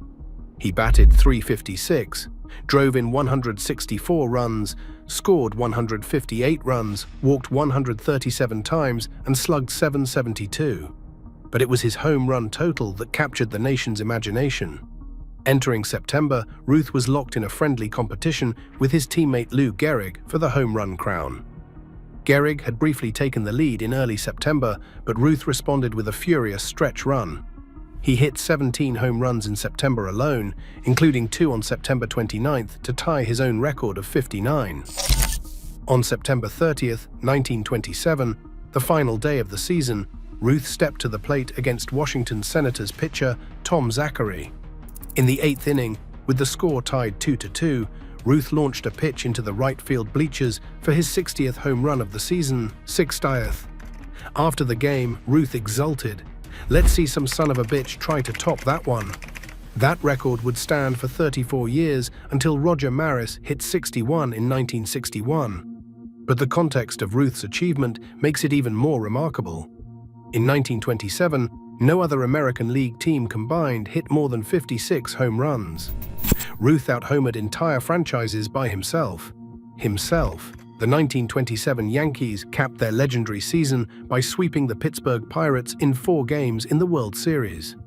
The National Leaguers were reportedly so demoralized after watching the Yankees take batting practice before Game 1 with ball after ball sailing into the seats that they never recovered. The legend of Murderers Row was complete. If there is one moment that encapsulates everything about Babe Ruth, his showmanship, his confidence, his larger-than-life persona, it is the legendary called shot in the 1932 World Series. The Yankees faced the Chicago Cubs, and tension between the two teams had been building for weeks. Former Yankees shortstop Mark Koenig had helped the Cubs reach the World Series after being acquired mid-season, but his teammates had voted to give him only a half share of their bonus money. When Ruth heard about this, he lambasted the Cubs in the press, calling them cheap bums and chiselers. The Cubs responded with a torrent of profanity from their dugout, and their fans joined in, reportedly cursing and spitting on Ruth and his wife Claire as they arrived at Wrigley Field for Game 3. The atmosphere was electric with hostility. Ruth had already hit a 3-run homer in the first inning when he came to bat in the 5th, with the score tied 4-4. Cubs pitcher Charlie Root threw strike 1, and Ruth held up one finger toward the Cubs dugout. After strike 2, he made another gesture, this one more dramatic, pointing either toward Root, the Cubs bench, or the center field bleachers, depending on whose account you believe. On the next pitch, Ruth crushed the ball over the center field fence, reportedly nearly 500 feet. As he rounded the bases, he laughed at the stunned Cubs players. Lou Gehrig followed with his own home run, and the Yankees won 7-5 on their way to a 4-game sweep. Did Ruth actually call his shot? The debate has raged for nearly a century. Reporter Joe Williams wrote the next day that Ruth had pointed to center field before delivering. Ruth himself initially said he was showing the Cubs he still had 1 strike left, but later embraced the legend, saying, "It is in the papers, is it not?" Even a film of the at-bat discovered decades later proved inconclusive. What is certain is that in a hostile environment, with thousands of fans screaming against him, Ruth delivered one of the most dramatic moments in sports history. As one historian noted, what always gets diminished in the controversy about whether it was a called shot is that it was an unbelievable moment in which a player was challenged, and Ruth responded emphatically, as only he could. Off the field, Babe Ruth lived a life as large as his on-field exploits. He was a man of enormous appetites, famous for his love of food, drink, and good times. Stories abound of Ruth consuming 20 hot dogs and 8 sodas between games of a doubleheader, or spending nights partying until dawn, before hitting home runs the next afternoon. His marriage to Helen Woodford was troubled almost from the start. Though he gave her furs, an 80-acre farm in Sudbury, Massachusetts, and adopted a daughter named Dorothy in 1921, he gave her neither time nor fidelity. His countless affairs caused Helen to have nervous breakdowns, and the couple eventually separated in 1925, though as Catholics they never divorced. In 1923, Ruth met Claire Hodgson, a beautiful model and showgirl from Athens, Georgia. Claire had come to New York with her daughter Julia after her first husband died in 1921.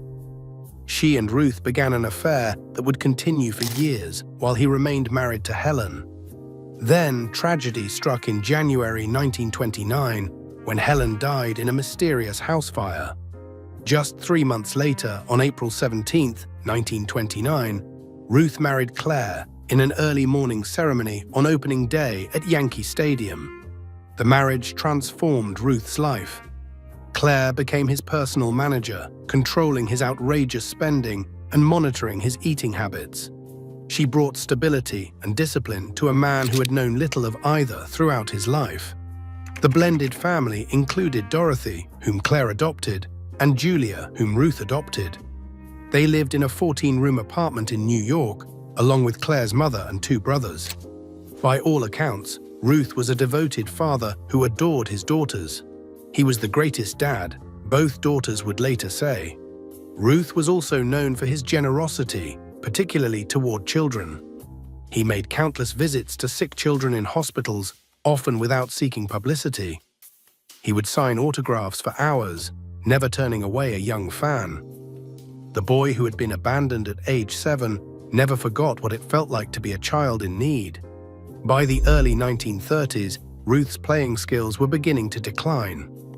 Never the most physically fit player, his conditioning deteriorated to the point that running and fielding became difficult, though he could still hit. After the 1934 season, his last with the Yankees, Ruth desperately wanted to become a manager, but no offer came from New York. In February 1935, Ruth signed with the Boston Braves, returning to the city where his major league career had begun.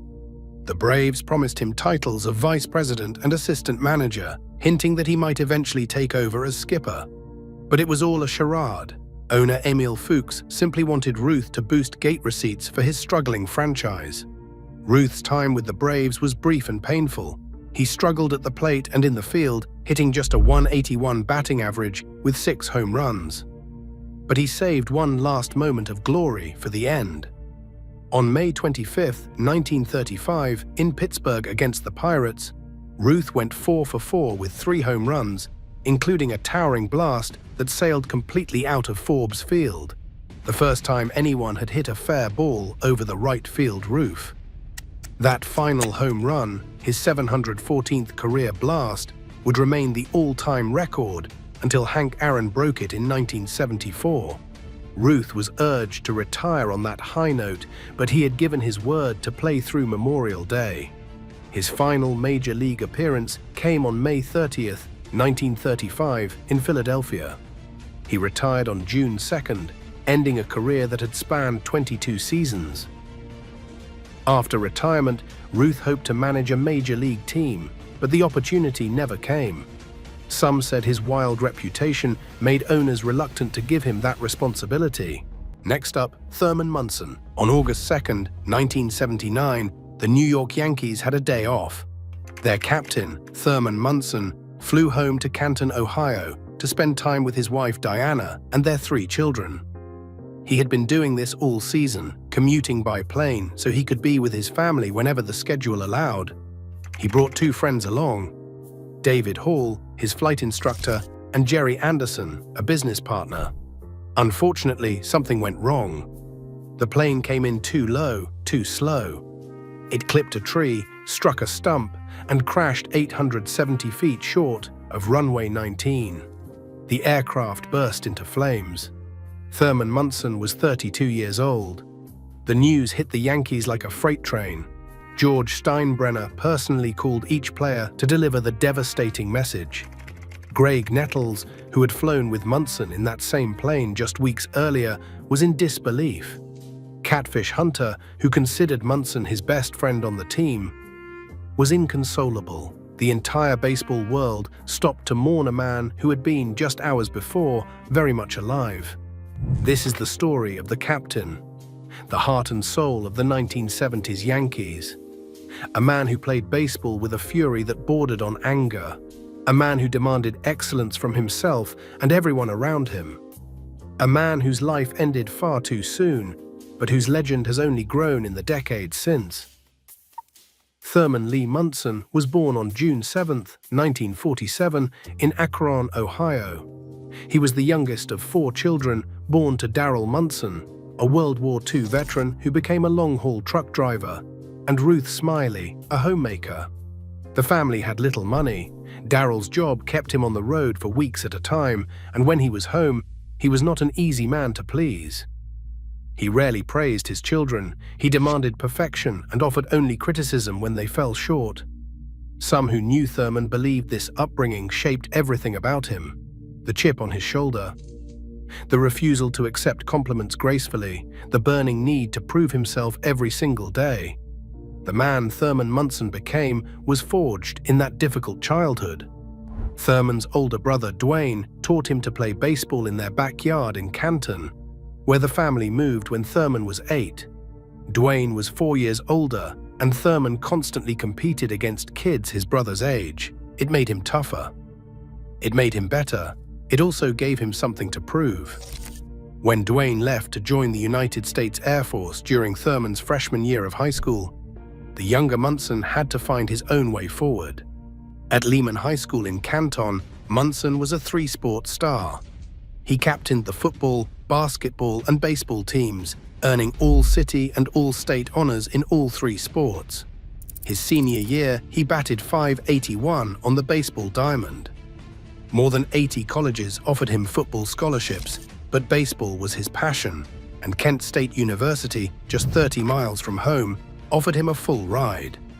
There was another reason he chose Kent State. A girl named Diana Dominic lived nearby. They had been sweethearts since childhood. Diana had been signing her name as Mrs. Thurman Munson since the 6th grade. Staying close to home meant staying close to her. Munson arrived at Kent State as a shortstop. His coach saw something different. He persuaded Munson that his future was behind the plate, that catching would give him a better chance at a professional career. The switch was immediate and permanent. Munson approached catching the way he approached everything, with total commitment and fierce intensity. His freshman season was shortened by rain, but he still hit .416 in limited action. As a senior, Munson hit .413 and was named a college baseball All-American. In the summer of 1967, he played in the Cape Cod League, the premier summer league for college talent. He led the Chatham Athletics to their first league title while batting a prodigious .420. The league's batting champion award still bears his name today. In September of 1968, Thurman and Diana were married at St. John's Church in Canton. A few months earlier, the New York Yankees had selected Munson with the 4th overall pick in the draft. He reported to AA Binghamton and immediately made an impression, posting an .859 OPS in his first professional season. The following spring, the Yankees knew they had something special. Munson made his major league debut on August 8, 1969, going 2 for 3 with a walk and 2 runs scored against Oakland. 2 days later, he hit his first home run, the second of 3 consecutive Yankees homers in a victory over the Athletics. He was 22 years old. That winter, the Yankees traded their starting catcher, Frank Fernandez, clearing a path for their young prospect. Munson responded by hitting .302 with 6 home runs and 57 RBIs in 1970. He led American League catchers with 80 assists. He won the Rookie of the Year award, becoming the first catcher in American League history to receive that honor. The Yankees were not good in those years. They had not been to the World Series since 1964. They would not return until 1976. But during that wilderness period, Thurman Munson was becoming one of the best catchers in baseball. In 1971, Munson made his first All-Star team. He led the league in fielding percentage and caught stealing percentage. In 1973, he won his first Gold Glove award, hit .300 for the first time since his rookie year, and clubbed a career-high 20 home runs. He would win the Gold Glove again in 1974 and 1975. Defensive abilities were exceptional for Munson. He had the quickest release in the American League, a snap throw that terrorized base runners. In his early years, before shoulder problems diminished his arm strength, he was nearly impossible to steal on. He was also a master at handling pitches, calling games with an intelligence that belied his gruff exterior. His rivalry with Boston's Carlton Fisk became one of the defining storylines of the era. The two catchers could not have been more different in style or temperament. Fisk was tall, handsome, and media-friendly. Munson was stocky, surly, and suspicious of reporters. Fisk played with elegance. Munson played like he was angry at the baseball. The animosity was real. On August 1, 1973, at Fenway Park, it boiled over. With the score tied in the ninth inning and Munson on third base, the Yankees attempted a suicide squeeze. The bunt was missed, and Munson barreled toward home plate. Fisk braced himself. Munson crashed into him like a freight train. Fisk held onto the ball for the out, but Munson did not retreat. The two catchers remained tangled, wrestling on the ground as the benches emptied. The brawl lasted 10 minutes. Both men were ejected. The incident crystallized everything about the rivalry between the Yankees and the Red Sox of that decade: fierce, physical, and deeply personal. Munson never backed down from the comparison to Fisk. He believed he was the better player and bristled at any suggestion otherwise. Competition drove him. Every time the Yankees faced Boston, every time he stepped into the batter's box against Red Sox pitching, he was trying to prove something. But it was 1975 when Munson truly emerged as a superstar. He batted .318, third best in the league behind Rod Carew and Fred Lynn. He drove in 102 runs. He made the All-Star team for the fourth time. The Yankees were improving, and their catcher was leading the way. Before the 1976 season, the Yankees made Munson their captain. It was the first time the franchise had bestowed that honor on anyone since Lou Gehrig retired in 1939. The symbolism was not lost on Munson or his teammates. He was expected to lead, and he did. Munson responded with an MVP season. He hit .302 with 17 home runs and 105 RBIs. He made the All-Star team, he guided a young pitching staff, and he led the Yankees to their first pennant in 12 years. In the American League Championship Series against Kansas City, Munson was spectacular. He batted .435 with 5 RBIs as the Yankees won in 5 games. In the World Series against Cincinnati's Big Red Machine, he was even better. He batted .529, going 9 for 17 with 2 runs scored. He got a hit in all 4 games, including 6 consecutive hits that tied a World Series record set by Goose Goslin in 1924. But the Reds swept the series, and after it ended, Reds manager Sparky Anderson made a comment that would haunt Munson for years. Asked to compare Munson to Johnny Bench, Anderson said Munson was an outstanding player who would hit .300 in the National League. Then he added words that cut deep. He said, "You do not ever compare anybody to Johnny Bench." Munson took it as an insult. He had just hit .529 in the World Series, had just won the MVP award, had just captained his team to its first pennant in over a decade. And the first thing anyone wanted to talk about was how he measured up to someone else. The slight festered. It drove him. It became part of who he was. The 1977 season was chaos from the start. George Steinbrenner signed free agent slugger Reggie Jackson to a 5-year contract worth nearly $3 million. Munson himself had encouraged the move, telling Steinbrenner to go get the big man, that Jackson could carry a team like nobody else. The owner signed Jackson despite the risks. What Munson did not expect was being overshadowed financially. He had been promised he would remain the highest-paid Yankee. Steinbrenner did not keep that promise. The betrayal stung. Then came the Sport magazine article. In late May, writer Robert Ward published an interview with Jackson that detonated like a bomb in the Yankees clubhouse. Jackson called himself the straw that stirs the drink. He said Munson could only stir it bad. He claimed he was the new leader of the team. The detonation upended the clubhouse. Whether Jackson was misquoted or taken out of context has been debated for decades. What is not debated is how Munson reacted. When backup catcher Fran Healy approached him to say Jackson claimed he had been misquoted, Munson's response was immediate. For 4 bleeping pages, the clubhouse fractured. Manager Billy Martin sided with Munson. Most of the veterans did too. Jackson found himself isolated with few allies beyond Willie Randolph and Fran Healy. The tension was constant and corrosive. The team split along fault lines. On June 18th at Fenway Park, it exploded on national television. The Yankees were playing Boston in a Saturday afternoon game broadcast on NBC.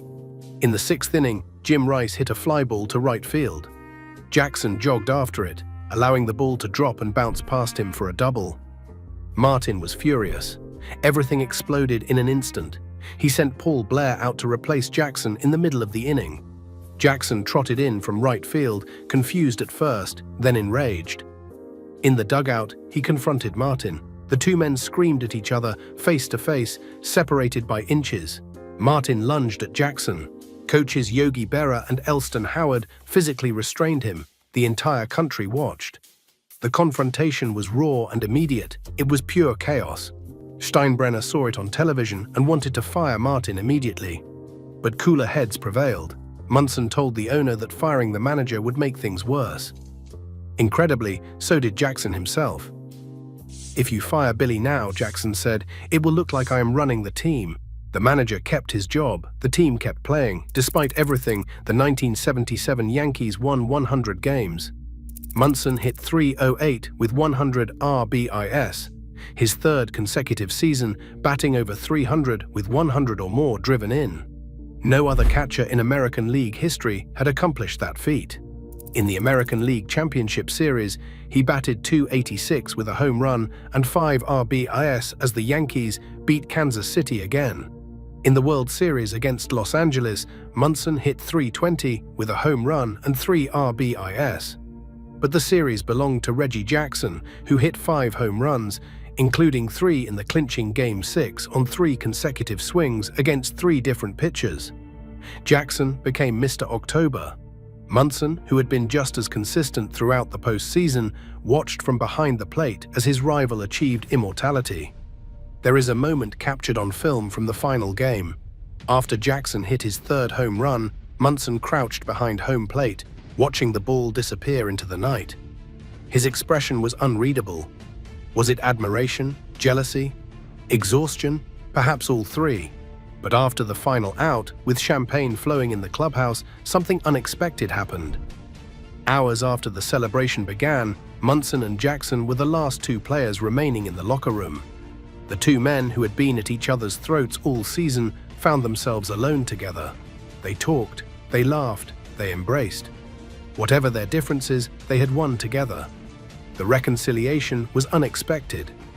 It was Munson who gave Jackson his famous nickname, Mr. October, the captain.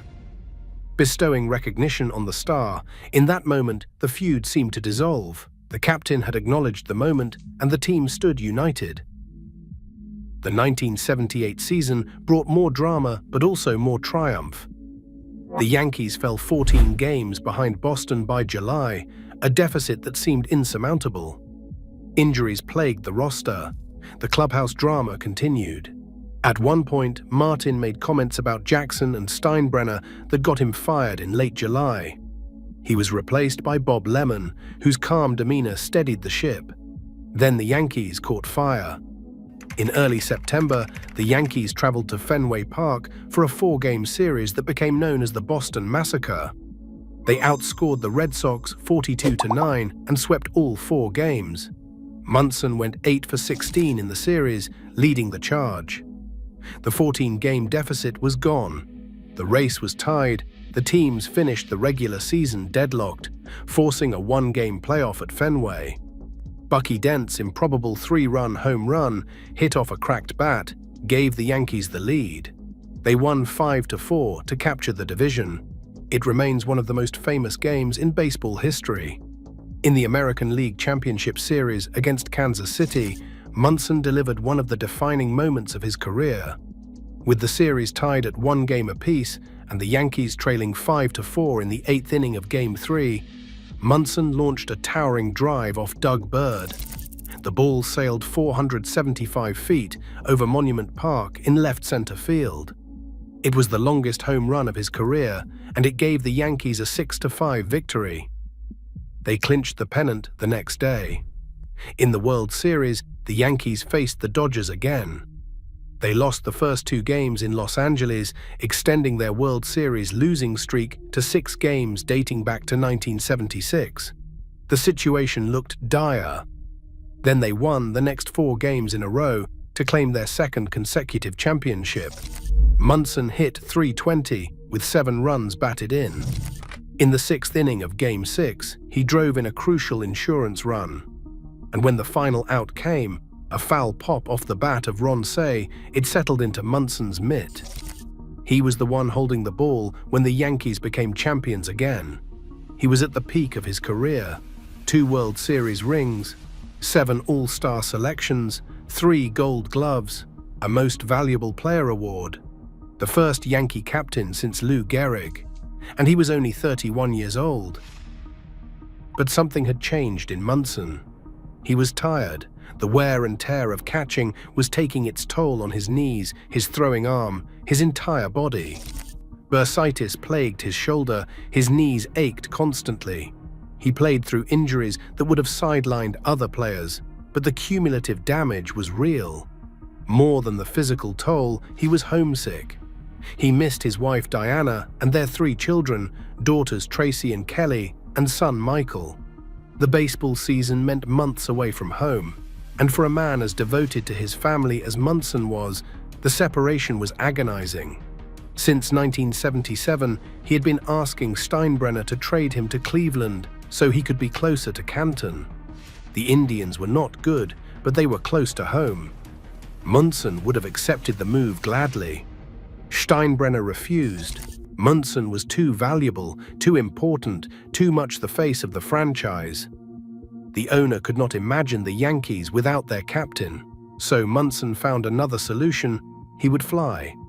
He earned his pilot's license in the spring of 1978 and immediately fell in love with aviation. Flying allowed him to see his family on off days, to sleep in his own bed, to be present for his children in a way the baseball schedule otherwise made impossible. The freedom was intoxicating.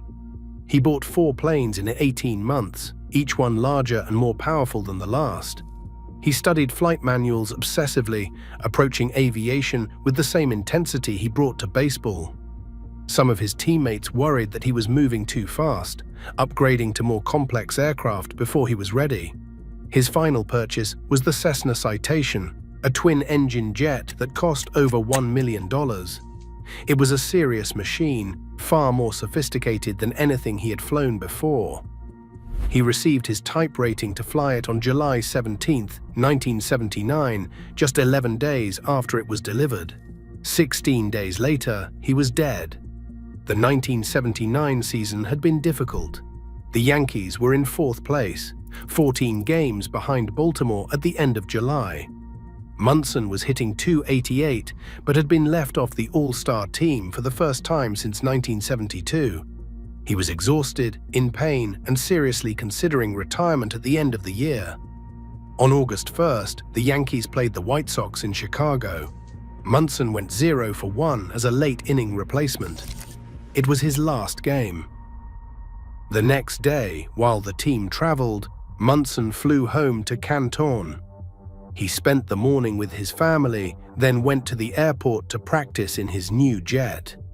He had told friends the plane was not handling right, and he wanted to figure out what was wrong. The crash occurred at approximately 4 in the afternoon. By evening, the entire sports world knew the captain was gone. The Yankees had a 4-game series against Baltimore scheduled to begin the next day. Steinbrenner considered canceling the games, but Bobby Murcer spoke with Diana Munson. She told him that Thurman would have wanted the team to play, so they played. On August 3rd, a crowd of 51,000 gathered at Yankee Stadium. Before the game, Cardinal Terrence Cook led a prayer. Robert Merrill sang "America the Beautiful." The crowd stood and applauded for 8 minutes. When the Yankees took the field, the catcher's position remained empty. Jerry Narron, Munson's backup, stayed in the dugout as a tribute. The Yankees lost 1-0 in one of the most emotional games in franchise history. The scoreboard displayed a message that would become etched in Yankees lore. Our captain and leader has not left us today, tomorrow, this year, next. Our endeavors will reflect our love and admiration for him. 3 days later, on August 6th, the team flew to Canton for Munson's funeral. The service was held at the Canton Civic Center. 500 people filled the building, while thousands more gathered outside. The entire Yankees roster attended. So did players from around the league who had competed against Munson and respected him. Lou Piniella delivered the first eulogy. He had been one of Munson's closest friends, a fellow competitor who understood the captain's intensity. Piniella fought back tears as he spoke of their friendship, their shared love of competition, their bond as teammates. Then Bobby Murcer rose to speak. He and Piniella had stayed at Mercer's home in Chicago the night before the crash, the last time they saw Munson alive. They had talked late into the night. They had made plans for the rest of the season. And then Munson had flown home to Canton, and everything changed. Standing at the podium, Mercer's voice cracked as he delivered words that still resonate decades later. "He lived, he led, he loved," Mercer said. "Whatever he was to each one of us, he should be remembered as a man who followed the basic principles of life. He lived with his wife Diana and his 3 children." Mercer swung at the first pitch and launched it into the right field seats. A 3-run home run. The score was 4-3. The crowd at Yankee Stadium erupted. Mercer circled the bases in a daze. In the dugout, Piniella grabbed him and held on. The comeback was alive. In the 9th, Baltimore's Tippy Martinez walked Dent to lead off the inning. Randolph laid down a bunt, and Martinez threw the ball wildly into right field, putting runners on second and third. Mercer came up again, this time against a left-handed pitcher with whom he had historically struggled. Martinez got 2 quick strikes.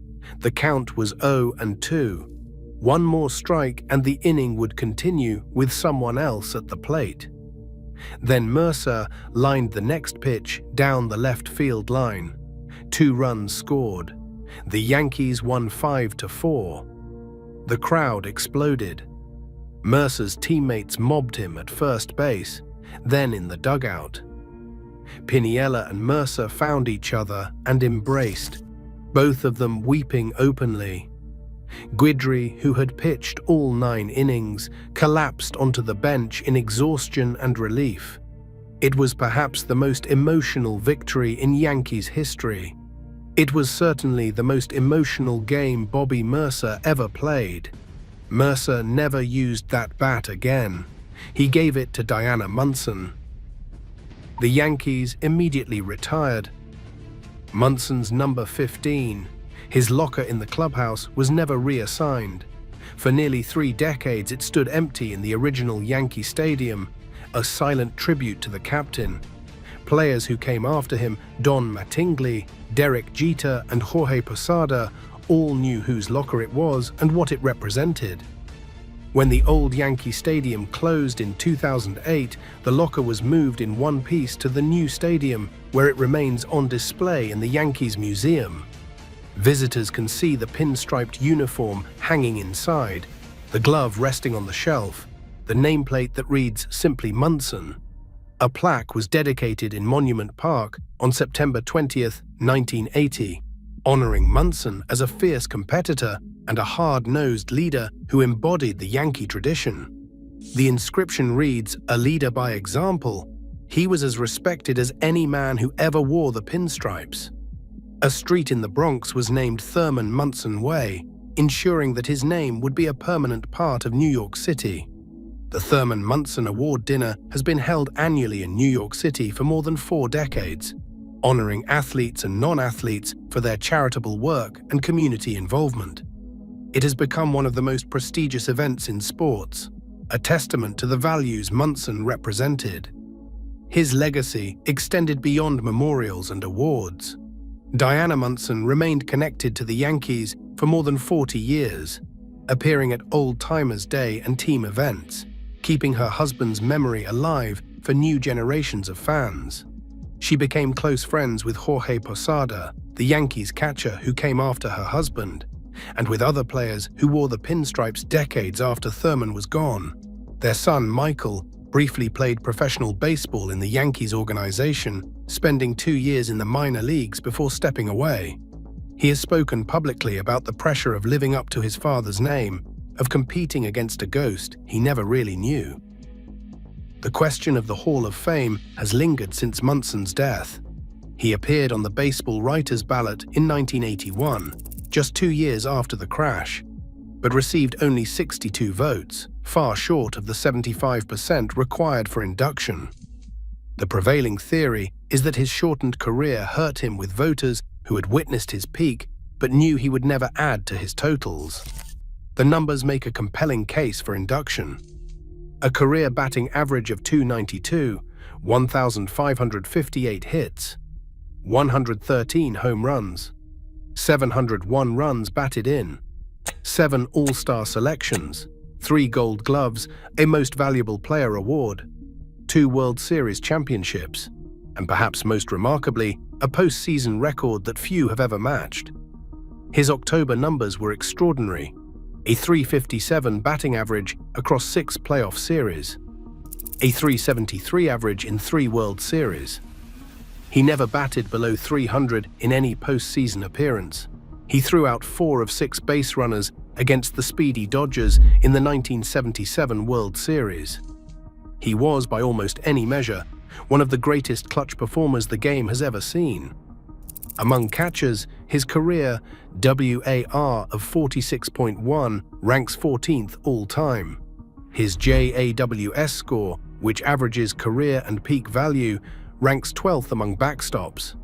He was the first catcher in American League history to have 4 consecutive seasons with 180 or more hits. He was named the American League Catcher of the Decade for the 1970s by The Sporting News. Only he, Bill Dickey, and Mike Piazza have had 3 consecutive seasons hitting .300 with 100 runs batted in while catching. But he played only 11 seasons. He died before he could pad his counting stats, before he could cement his legacy with the milestones that voters love. And so he remains outside looking in, considered periodically by veterans committees but never selected. Those who played with him and against him have never wavered in their assessment. Carlton Fisk called Munson the reason the Yankees became winners again. Next up, Mickey Mantle. He was born in rural Oklahoma during the Great Depression. His father worked in the lead and zinc mines, breathing in toxic dust that would kill him before he turned 40. Before the boy could walk, his father had already decided what he would become. He would be a baseball player, the greatest baseball player who ever lived. His name was Mickey Mantle, and for 18 seasons, he was with the New York Yankees. He won 7 World Series championships. He won 3 Most Valuable Player awards. He hit 536 home runs, more than any switch hitter in history. He could run faster, hit harder, and throw farther than anyone who had ever played the game. And he did it all on legs that were held together with tape and willpower, playing through pain that would have ended most careers before they began. This is the story of a man who had everything and nearly threw it all away. A man who became a hero to millions and spent his final days warning children not to be like him. A man who embodied both the glory and the tragedy of American sports. Mickey Charles Mantle was born on October 20th, 1931, in Spavinaw, Oklahoma. His father was Elvin Clark Mantle, though everyone called him Mutt. His mother was Lovell Richardson Mantle. Mickey was their first child together, though Lovell had 2 older children from a previous marriage. Mutt Mantle was a semi-pro baseball player who never made it to the big leagues. He worked as a tenant farmer and a county road grader before finally landing a job in the lead and zinc mines of northeastern Oklahoma. The work was brutal, the pay was poor, the dust was poison. But Mutt had a dream that kept him going. His son would make it where he never could. Before Mickey was even born, Mutt decided to name him after his favorite player, Mickey Cochrane, the Hall of Fame catcher for the Philadelphia Athletics. What Mutt did not know was that Cochrane's real first name was Gordon. Mickey was just a nickname.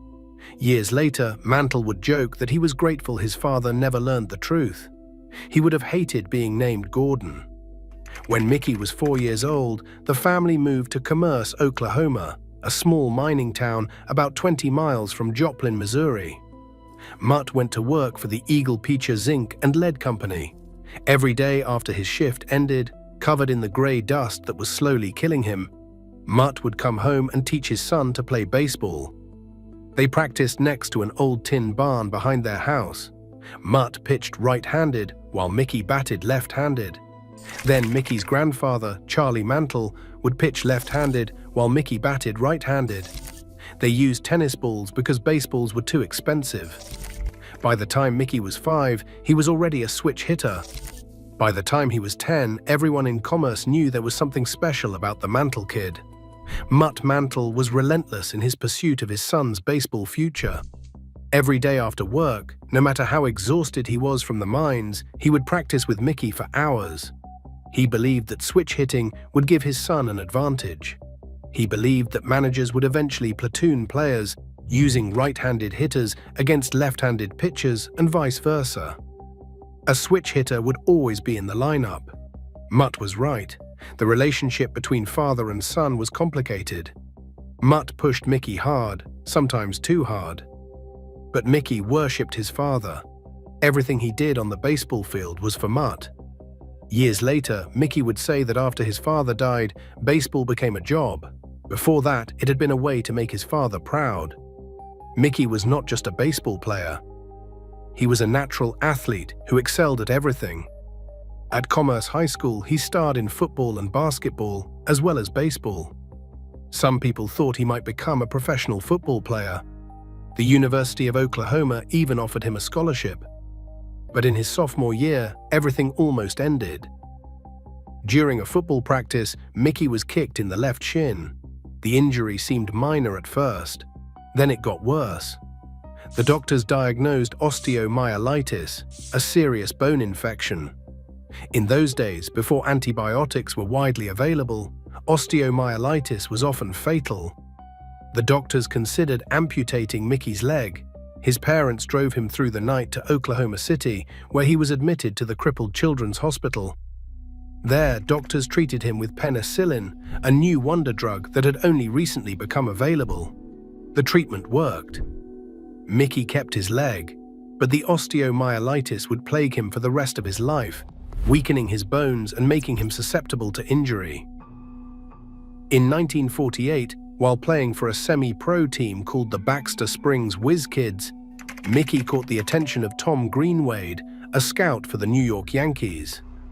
Greenwade had actually come to watch another player, a third baseman named Billy Johnson. But during the game, Mickey hit 3 home runs. Greenwade knew immediately that he had found something special. Because Mickey was only 16, Greenwade had to wait until he graduated from high school to sign him. In the spring of 1949, immediately after graduation, Greenwade showed up at the Mantle home with a contract. Mickey signed with the New York Yankees for a bonus of $1,100 and a salary of $140 per month. His father thought it was a fortune. Mickey was assigned to the Independence Yankees in the Class D Kansas-Oklahoma-Missouri League. He played shortstop and batted .313, but he struggled at times, striking out frequently and making errors in the field. At one point, he called his father and said he wanted to quit. Mutt drove to Independence and set him straight. Playing baseball, Mutt told him, was a lot better than working in the mines. Mickey stayed.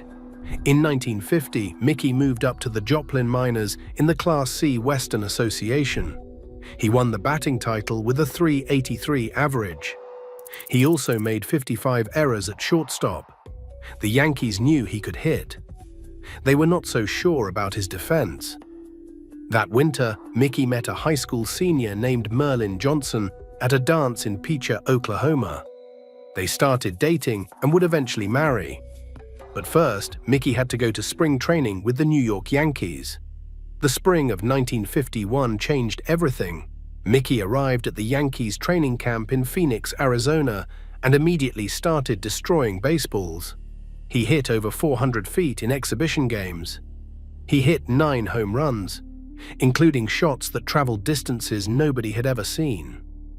Casey Stengel, the Yankees' legendary manager, was astonished. He told reporters that the 19-year-old from Oklahoma might be the greatest prospect he had ever seen. He was destroying baseballs. Mickey made the opening day roster. He was assigned to right field because Joe DiMaggio, the greatest living Yankee, was still playing center field. Mickey wore number 6. He was nervous and overwhelmed. New York City was a long way from Commerce, Oklahoma. The early months were brutal. Mickey struck out constantly. The New York fans, expecting a superstar, booed him. In July, Stengel sent him down to the Yankees' AAA affiliate in Kansas City. Mickey was devastated. He called his father again and said he wanted to quit. This time, Mutt did not just talk to him on the phone. He drove all the way to Kansas City. When he arrived at Mickey's hotel room, he did not offer sympathy. He started packing Mickey's bags. "If you are not man enough to play baseball," Mutt said, "you can come back to Oklahoma and work in the mines with me." Mickey got the message. He stopped feeling sorry for himself and started hitting. In 40 games with Kansas City, Mickey batted .364 with 11 home runs and 50 runs batted in. The Yankees called him back up in late August. This time, he was ready. He was given number 7, which would become the most famous number in Yankees history. The Yankees won the pennant and faced the New York Giants in the 1951 World Series. In Game 2, Mickey's life changed forever. It happened in the 5th inning. Willie Mays, the Giants' rookie center fielder, hit a fly ball to right center field. Mickey and DiMaggio both went after it. At the last moment, DiMaggio called for the ball. Mickey tried to stop, to get out of DiMaggio's way. His right foot caught in an exposed drainpipe cover embedded in the outfield grass. Mickey went down hard. His right knee twisted at a sickening angle. He lay motionless on the field while 65,000 fans went silent. DiMaggio made the catch, then knelt beside his fallen teammate. They carried Mickey off on a stretcher. What happened next was even worse. Mickey's father had come to New York to watch the World Series. When Mickey was taken to the hospital, Mutt came with him. Outside the hospital, Mickey put his arm around his father's shoulder for support. And Mutt collapsed. Mickey had not known that his father was sick. Mutt had been hiding his illness for months. He had Hodgkin's disease, a cancer of the lymphatic system. The same disease had killed Mickey's grandfather and 2 of his uncles, all of them before they reached 40. Mutt Mantle would die the following May. He was 39 years old.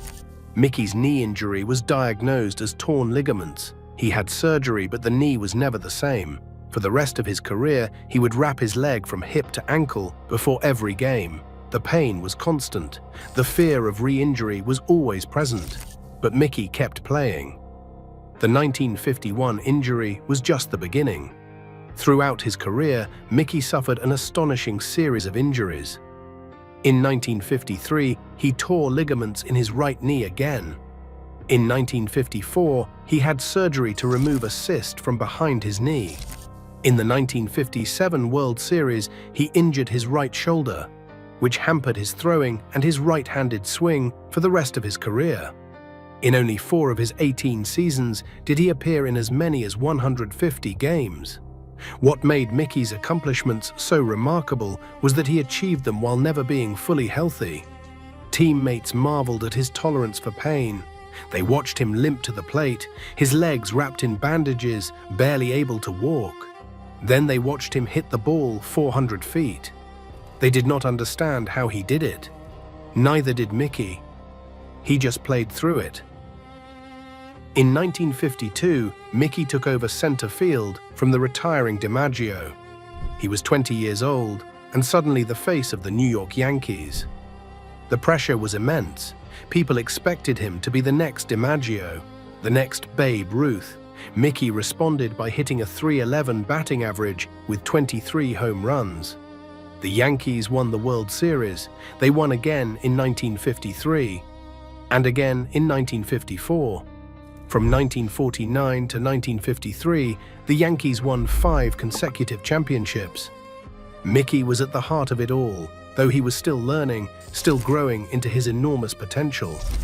On April 17, 1953, exactly 2 years after his Major League debut, Mickey hit a home run that changed the way people talked about power hitting. It was against the Washington Senators at Griffith Stadium. The pitcher was Chuck Stobbs. Mickey, batting right-handed, crushed a fastball that cleared the left field wall, hit a beer sign 60 feet above the ground, and kept going.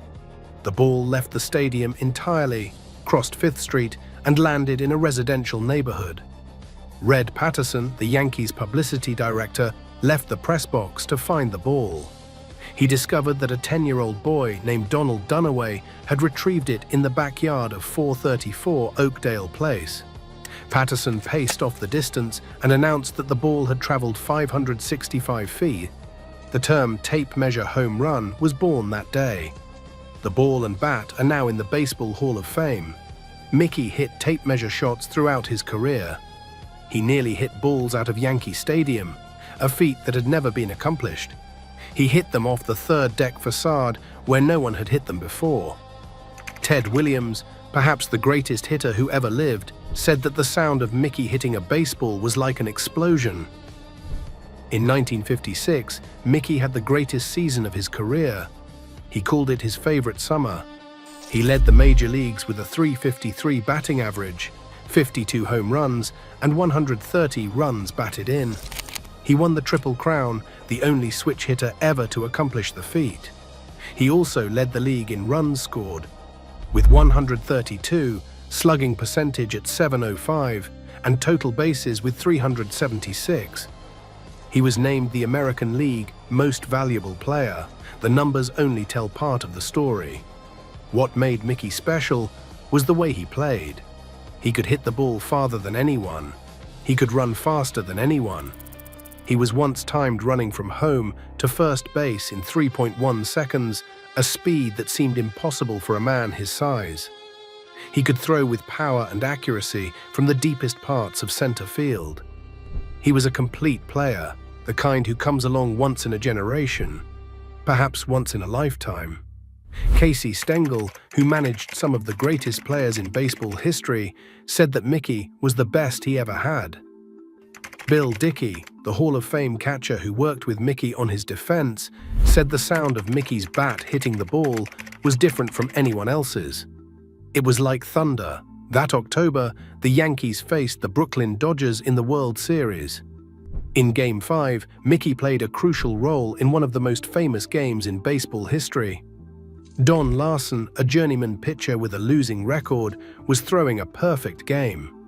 In the 5th inning, Gil Hodges hit a deep fly ball to left center field. Mickey ran it down with a spectacular catch, preserving Larson's bid for perfection. When Larson retired the final batter, he had pitched the only perfect game in World Series history. Mickey hit 3 home runs in that series as the Yankees beat the Dodgers in 7 games. Mickey won his second consecutive Most Valuable Player award in 1957, batting .365 with 34 home runs. He won his third Most Valuable Player award in 1962, despite missing nearly 40 games to injury. He finished his career with 3 Most Valuable Player awards, tying him with Joe DiMaggio and Jimmy Fox for the most in American League history at that time. The 1961 season brought Mickey's greatest challenge. He and his teammate Roger Maris both chased Babe Ruth's record of 60 home runs in a single season. The record had stood since 1927. It was considered sacred, untouchable. Commissioner Ford Frick, who had been Ruth's ghostwriter and friend, announced that any new record would need an asterisk if it was not accomplished in 154 games, the length of the season in Ruth's era. The American League had expanded its schedule to 162 games. Mickey and Roger shared an apartment in Queens with teammate Bob Cerv. They were friends, not rivals, despite what the newspapers wrote. The media dubbed them the M&M Boys and tried to create a feud between them. There was none. Mickey actively rooted for Roger, especially as the pressure intensified. The fans and the press were cruel to Maris. They wanted Mickey, the golden boy, the lifelong Yankee, to break the record. Roger was an outsider, a quiet man from North Dakota who had only been with the team for 2 seasons. The pressure was intense, especially on Maris, who was a quiet man uncomfortable with the media spotlight. As the summer wore on, Roger's hair started falling out from the stress. He later said he would not wish that summer on anyone. In early September, Mickey developed an abscessed hip from an injection given by a doctor who was later stripped of his medical license. The infection landed Mickey in the hospital, ending his chase at 54 home runs. Roger was left to face Ruth's ghost alone. On October 1st, the final day of the season, Roger hit his 61st home run.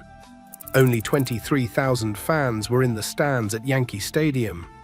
Many of them had been rooting against him. Mickey watched from his hospital bed, cheering for his friend. The Yankees won 7 World Series championships during Mickey's career. He appeared in 12 fall classics, more than any other player except Yogi Berra. He holds World Series records that may never be broken: 18 home runs, 42 runs scored, 40 runs batted in, 43 walks, 26 extra base hits, and 123 total bases. When the pressure was highest, Mickey was at his best. In the 1964 World Series against the St. Louis Cardinals, Mickey hit the home run that broke Babe Ruth's record for most career World Series home runs. It was a walk-off shot in the bottom of the 9th inning of Game 3. His 16th World Series home run. He hit 2 more in that series to finish with 18. The Cardinals won in 7 games, but Mickey batted .333 with 8 runs batted in. It was one of his finest performances on the biggest stage. His teammate Bobby Richardson once said that when the World Series started, Mickey became a different player. The big games brought out the best in him. He wanted the ball hit to him. He wanted to be at the plate with the game on the line. He was born for October. But there was another side to Mickey Mantle, a darker side that the public did not fully understand until much later. Mickey drank. He drank a lot. He started young and never really stopped. His drinking buddies were Billy Martin and Whitey Ford, 2 of his closest friends on the Yankees. Billy was a scrappy infielder who loved a good time and a good fight. Whitey was a Hall of Fame pitcher with a mischievous streak. The 3 of them painted New York red during the 1950s, hitting the nightclubs and bars until the early morning hours. In May 1957, the trio attended a birthday party for Billy Martin at the Copacabana nightclub. A fight broke out with some drunken hecklers. Someone ended up with a broken jaw. The incident made national headlines. Billy was traded to Kansas City shortly afterward. The Yankees brass blamed him for being a bad influence on Mickey. Years later, Mickey admitted it was probably the other way around. Mickey's drinking was rooted in something deeper than having a good time. He was convinced that he would die young, like his father, his grandfather, and his uncles. Hodgkin's disease had taken all of them before they reached middle age. Mickey figured he was living on borrowed time. He later said that if he had known he was going to live this long, he would have taken better care of himself. The drinking affected his family. Mickey married Merlin Johnson on December 23, 1951. They had 4 sons, Mickey Jr., David, Billy, and Danny, but Mickey was often absent, more interested in carousing with his teammates than spending time at home. 3 of his 4 sons and his wife eventually became alcoholics themselves. It was the family disease, passed down through behavior rather than blood. Mickey's career began to wind down in the mid-1960s. The injuries accumulated. The knees got worse, the reflexes slowed. In 1968, his final season, he batted only .237 with 18 home runs. His lifetime average dropped below 300, which bothered him deeply. He retired on March 1, 1969, at the age of 37. The Yankees held Mickey Mantle Day on June 8, 1969. 60,000 fans packed Yankee Stadium to say goodbye. Mickey, never comfortable with public speaking, gave a short, emotional speech. He thanked the fans and his teammates. He did not mention the drinking or the regrets. Those would come later.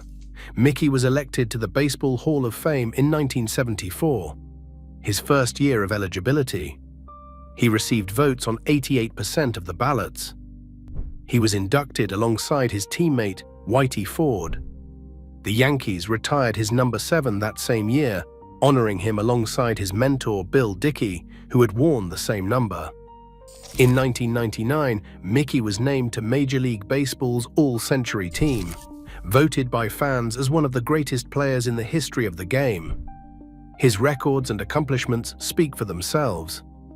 He led the American League in home runs 4 times. He led the league in runs, scored 6 times. He led in walks 5 times. He won a Gold Glove Award in 1962 for his play in center field. He was selected to 20 All-Star games over 16 seasons. He played more games in a Yankees uniform than anyone in history, a record that stood until Derek Jeter broke it in 2011. After retirement, Mickey drifted. He tried business ventures that failed. He worked briefly as a Yankees coach and as a broadcaster. He made money signing autographs at card shows and appearing at celebrity golf tournaments. He opened a restaurant in New York City that bore his name. Through it all, he kept drinking. Billy Martin died on Christmas Day, 1989, in a car accident after a night of heavy drinking. Mickey served as a pallbearer at the funeral. The loss devastated him, but it did not make him stop. In 1994, Mickey finally confronted his demons. At the urging of his son Danny and his friend Pat Summerall, the former football player and broadcaster, he checked into the Betty Ford Center in California. It was one of the hardest things he ever did. For decades, Mickey had convinced himself that he could stop drinking whenever he wanted. He was wrong. At Betty Ford, Mickey faced the truth about his life. He wrote letters to his dead father, pouring out feelings he had kept buried for 40 years. He admitted to counselors that he had been a terrible husband and an absent father. He said that baseball had been his escape from everything, including himself. The doctors told him his liver was barely functioning. They warned him the next drink he took might be his last. Mickey got sober. He started talking publicly about his alcoholism, warning others about the dangers. He appeared on television and told the truth about the mistakes he had made. He wrote a confessional piece for Sports Illustrated in which he admitted that he had really screwed up, that he had been a lousy family man, that alcohol had stolen years from his life. But it was too late.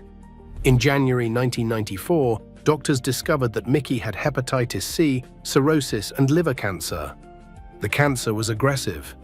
Without a transplant, he would die within weeks. On June 8, 1995, exactly 26 years after Mickey Mantle Day at Yankee Stadium, Mickey received a new liver at Baylor University Medical Center in Dallas. The transplant was controversial. Critics accused the hospital of giving preferential treatment to a celebrity.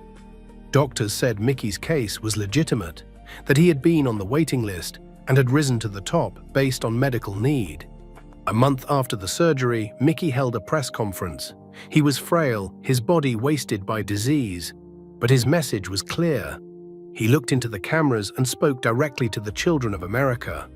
"This is a role model," he said. "Don't be like me. God gave me a body and the ability to play baseball. I had everything, and I just..." He could not finish the sentence. On August 13, 1995, Mickey Mantle died at Baylor Medical Center. He was 63 years old. The cancer had spread from his liver to his lungs and abdomen. His family was at his bedside. 2 days later, more than 1,200 people gathered at Lovers Lane United Methodist Church in Dallas for his funeral. Bob Costas, the NBC sportscaster who had grown up idolizing Mickey, delivered the eulogy. "For a huge portion of my generation," Costas said, "Mickey Mantle was that baseball hero. We didn't just root for him, we felt for him." Costas spoke of Mickey's courage in his final months, his honesty about his failures, and his determination to use his remaining time to help others. In the last year of his life, Costas said, Mickey Mantle finally came to accept and appreciate the distinction between a role model and a hero. The first he often was not. The second he always will be. Country singer Roy Clark sang, "Yesterday When I Was Young," a song Mickey had loved. The old Yankees were there: Whitey Ford, Yogi Berra, Moose Skowron, Hank Bauer, Bobby Richardson. They had come to say goodbye to their friend, their teammate, their leader. After Mickey's death, organ donations across America increased dramatically. His final plea had reached people in a way that nothing else could. Even in death, he was helping others. The Mickey Mantle Foundation was established to raise awareness about organ donation, continuing his work. Think about what Mickey Mantle accomplished. He was born poor in rural Oklahoma during the worst economic crisis in American history. His father worked himself to death in the mines. His leg nearly had to be amputated when he was 15. He tore up his knee at 19 and played the next 17 years in constant pain. He was haunted by the belief that he would die young, and yet he became one of the greatest baseball players who ever lived. 536 home runs, 7 World Series championships, 3 Most Valuable Player awards, a Triple Crown, 20 All-Star selections, the only player to hit 150 home runs from each side of the plate. Records in the World Series that still stand 70 years later. He was also deeply flawed. He drank too much. He neglected his family. He wasted opportunities that most people can only dream about. He knew it, and in the end, he had the courage to admit it publicly. That is what makes Mickey Mantle's story so powerful. He was not a saint. He was a human being, with all the weaknesses and contradictions that implies. He had extraordinary gifts and extraordinary demons. He achieved greatness, and he fell short of what he might have been. He was, in Bob Costas's words, a fragile hero. Near the end of his life, someone asked Mickey what he wanted to be remembered for. His answer was simple. He said he hoped people would remember him as someone who tried to tell people, in the end, not to make the mistakes he made. He said he hoped they would see him as someone who gave his last ounce of energy to try to help kids not do what he did.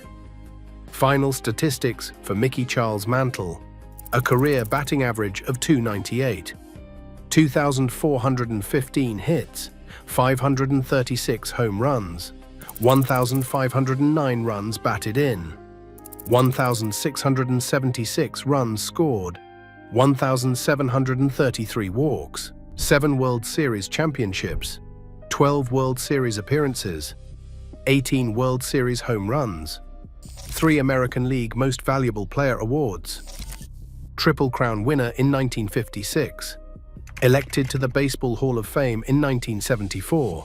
The Commerce Comet. The Mick. Number 7. He was everything that was great about baseball and everything that was tragic about fame. He was a cautionary tale and an inspiration.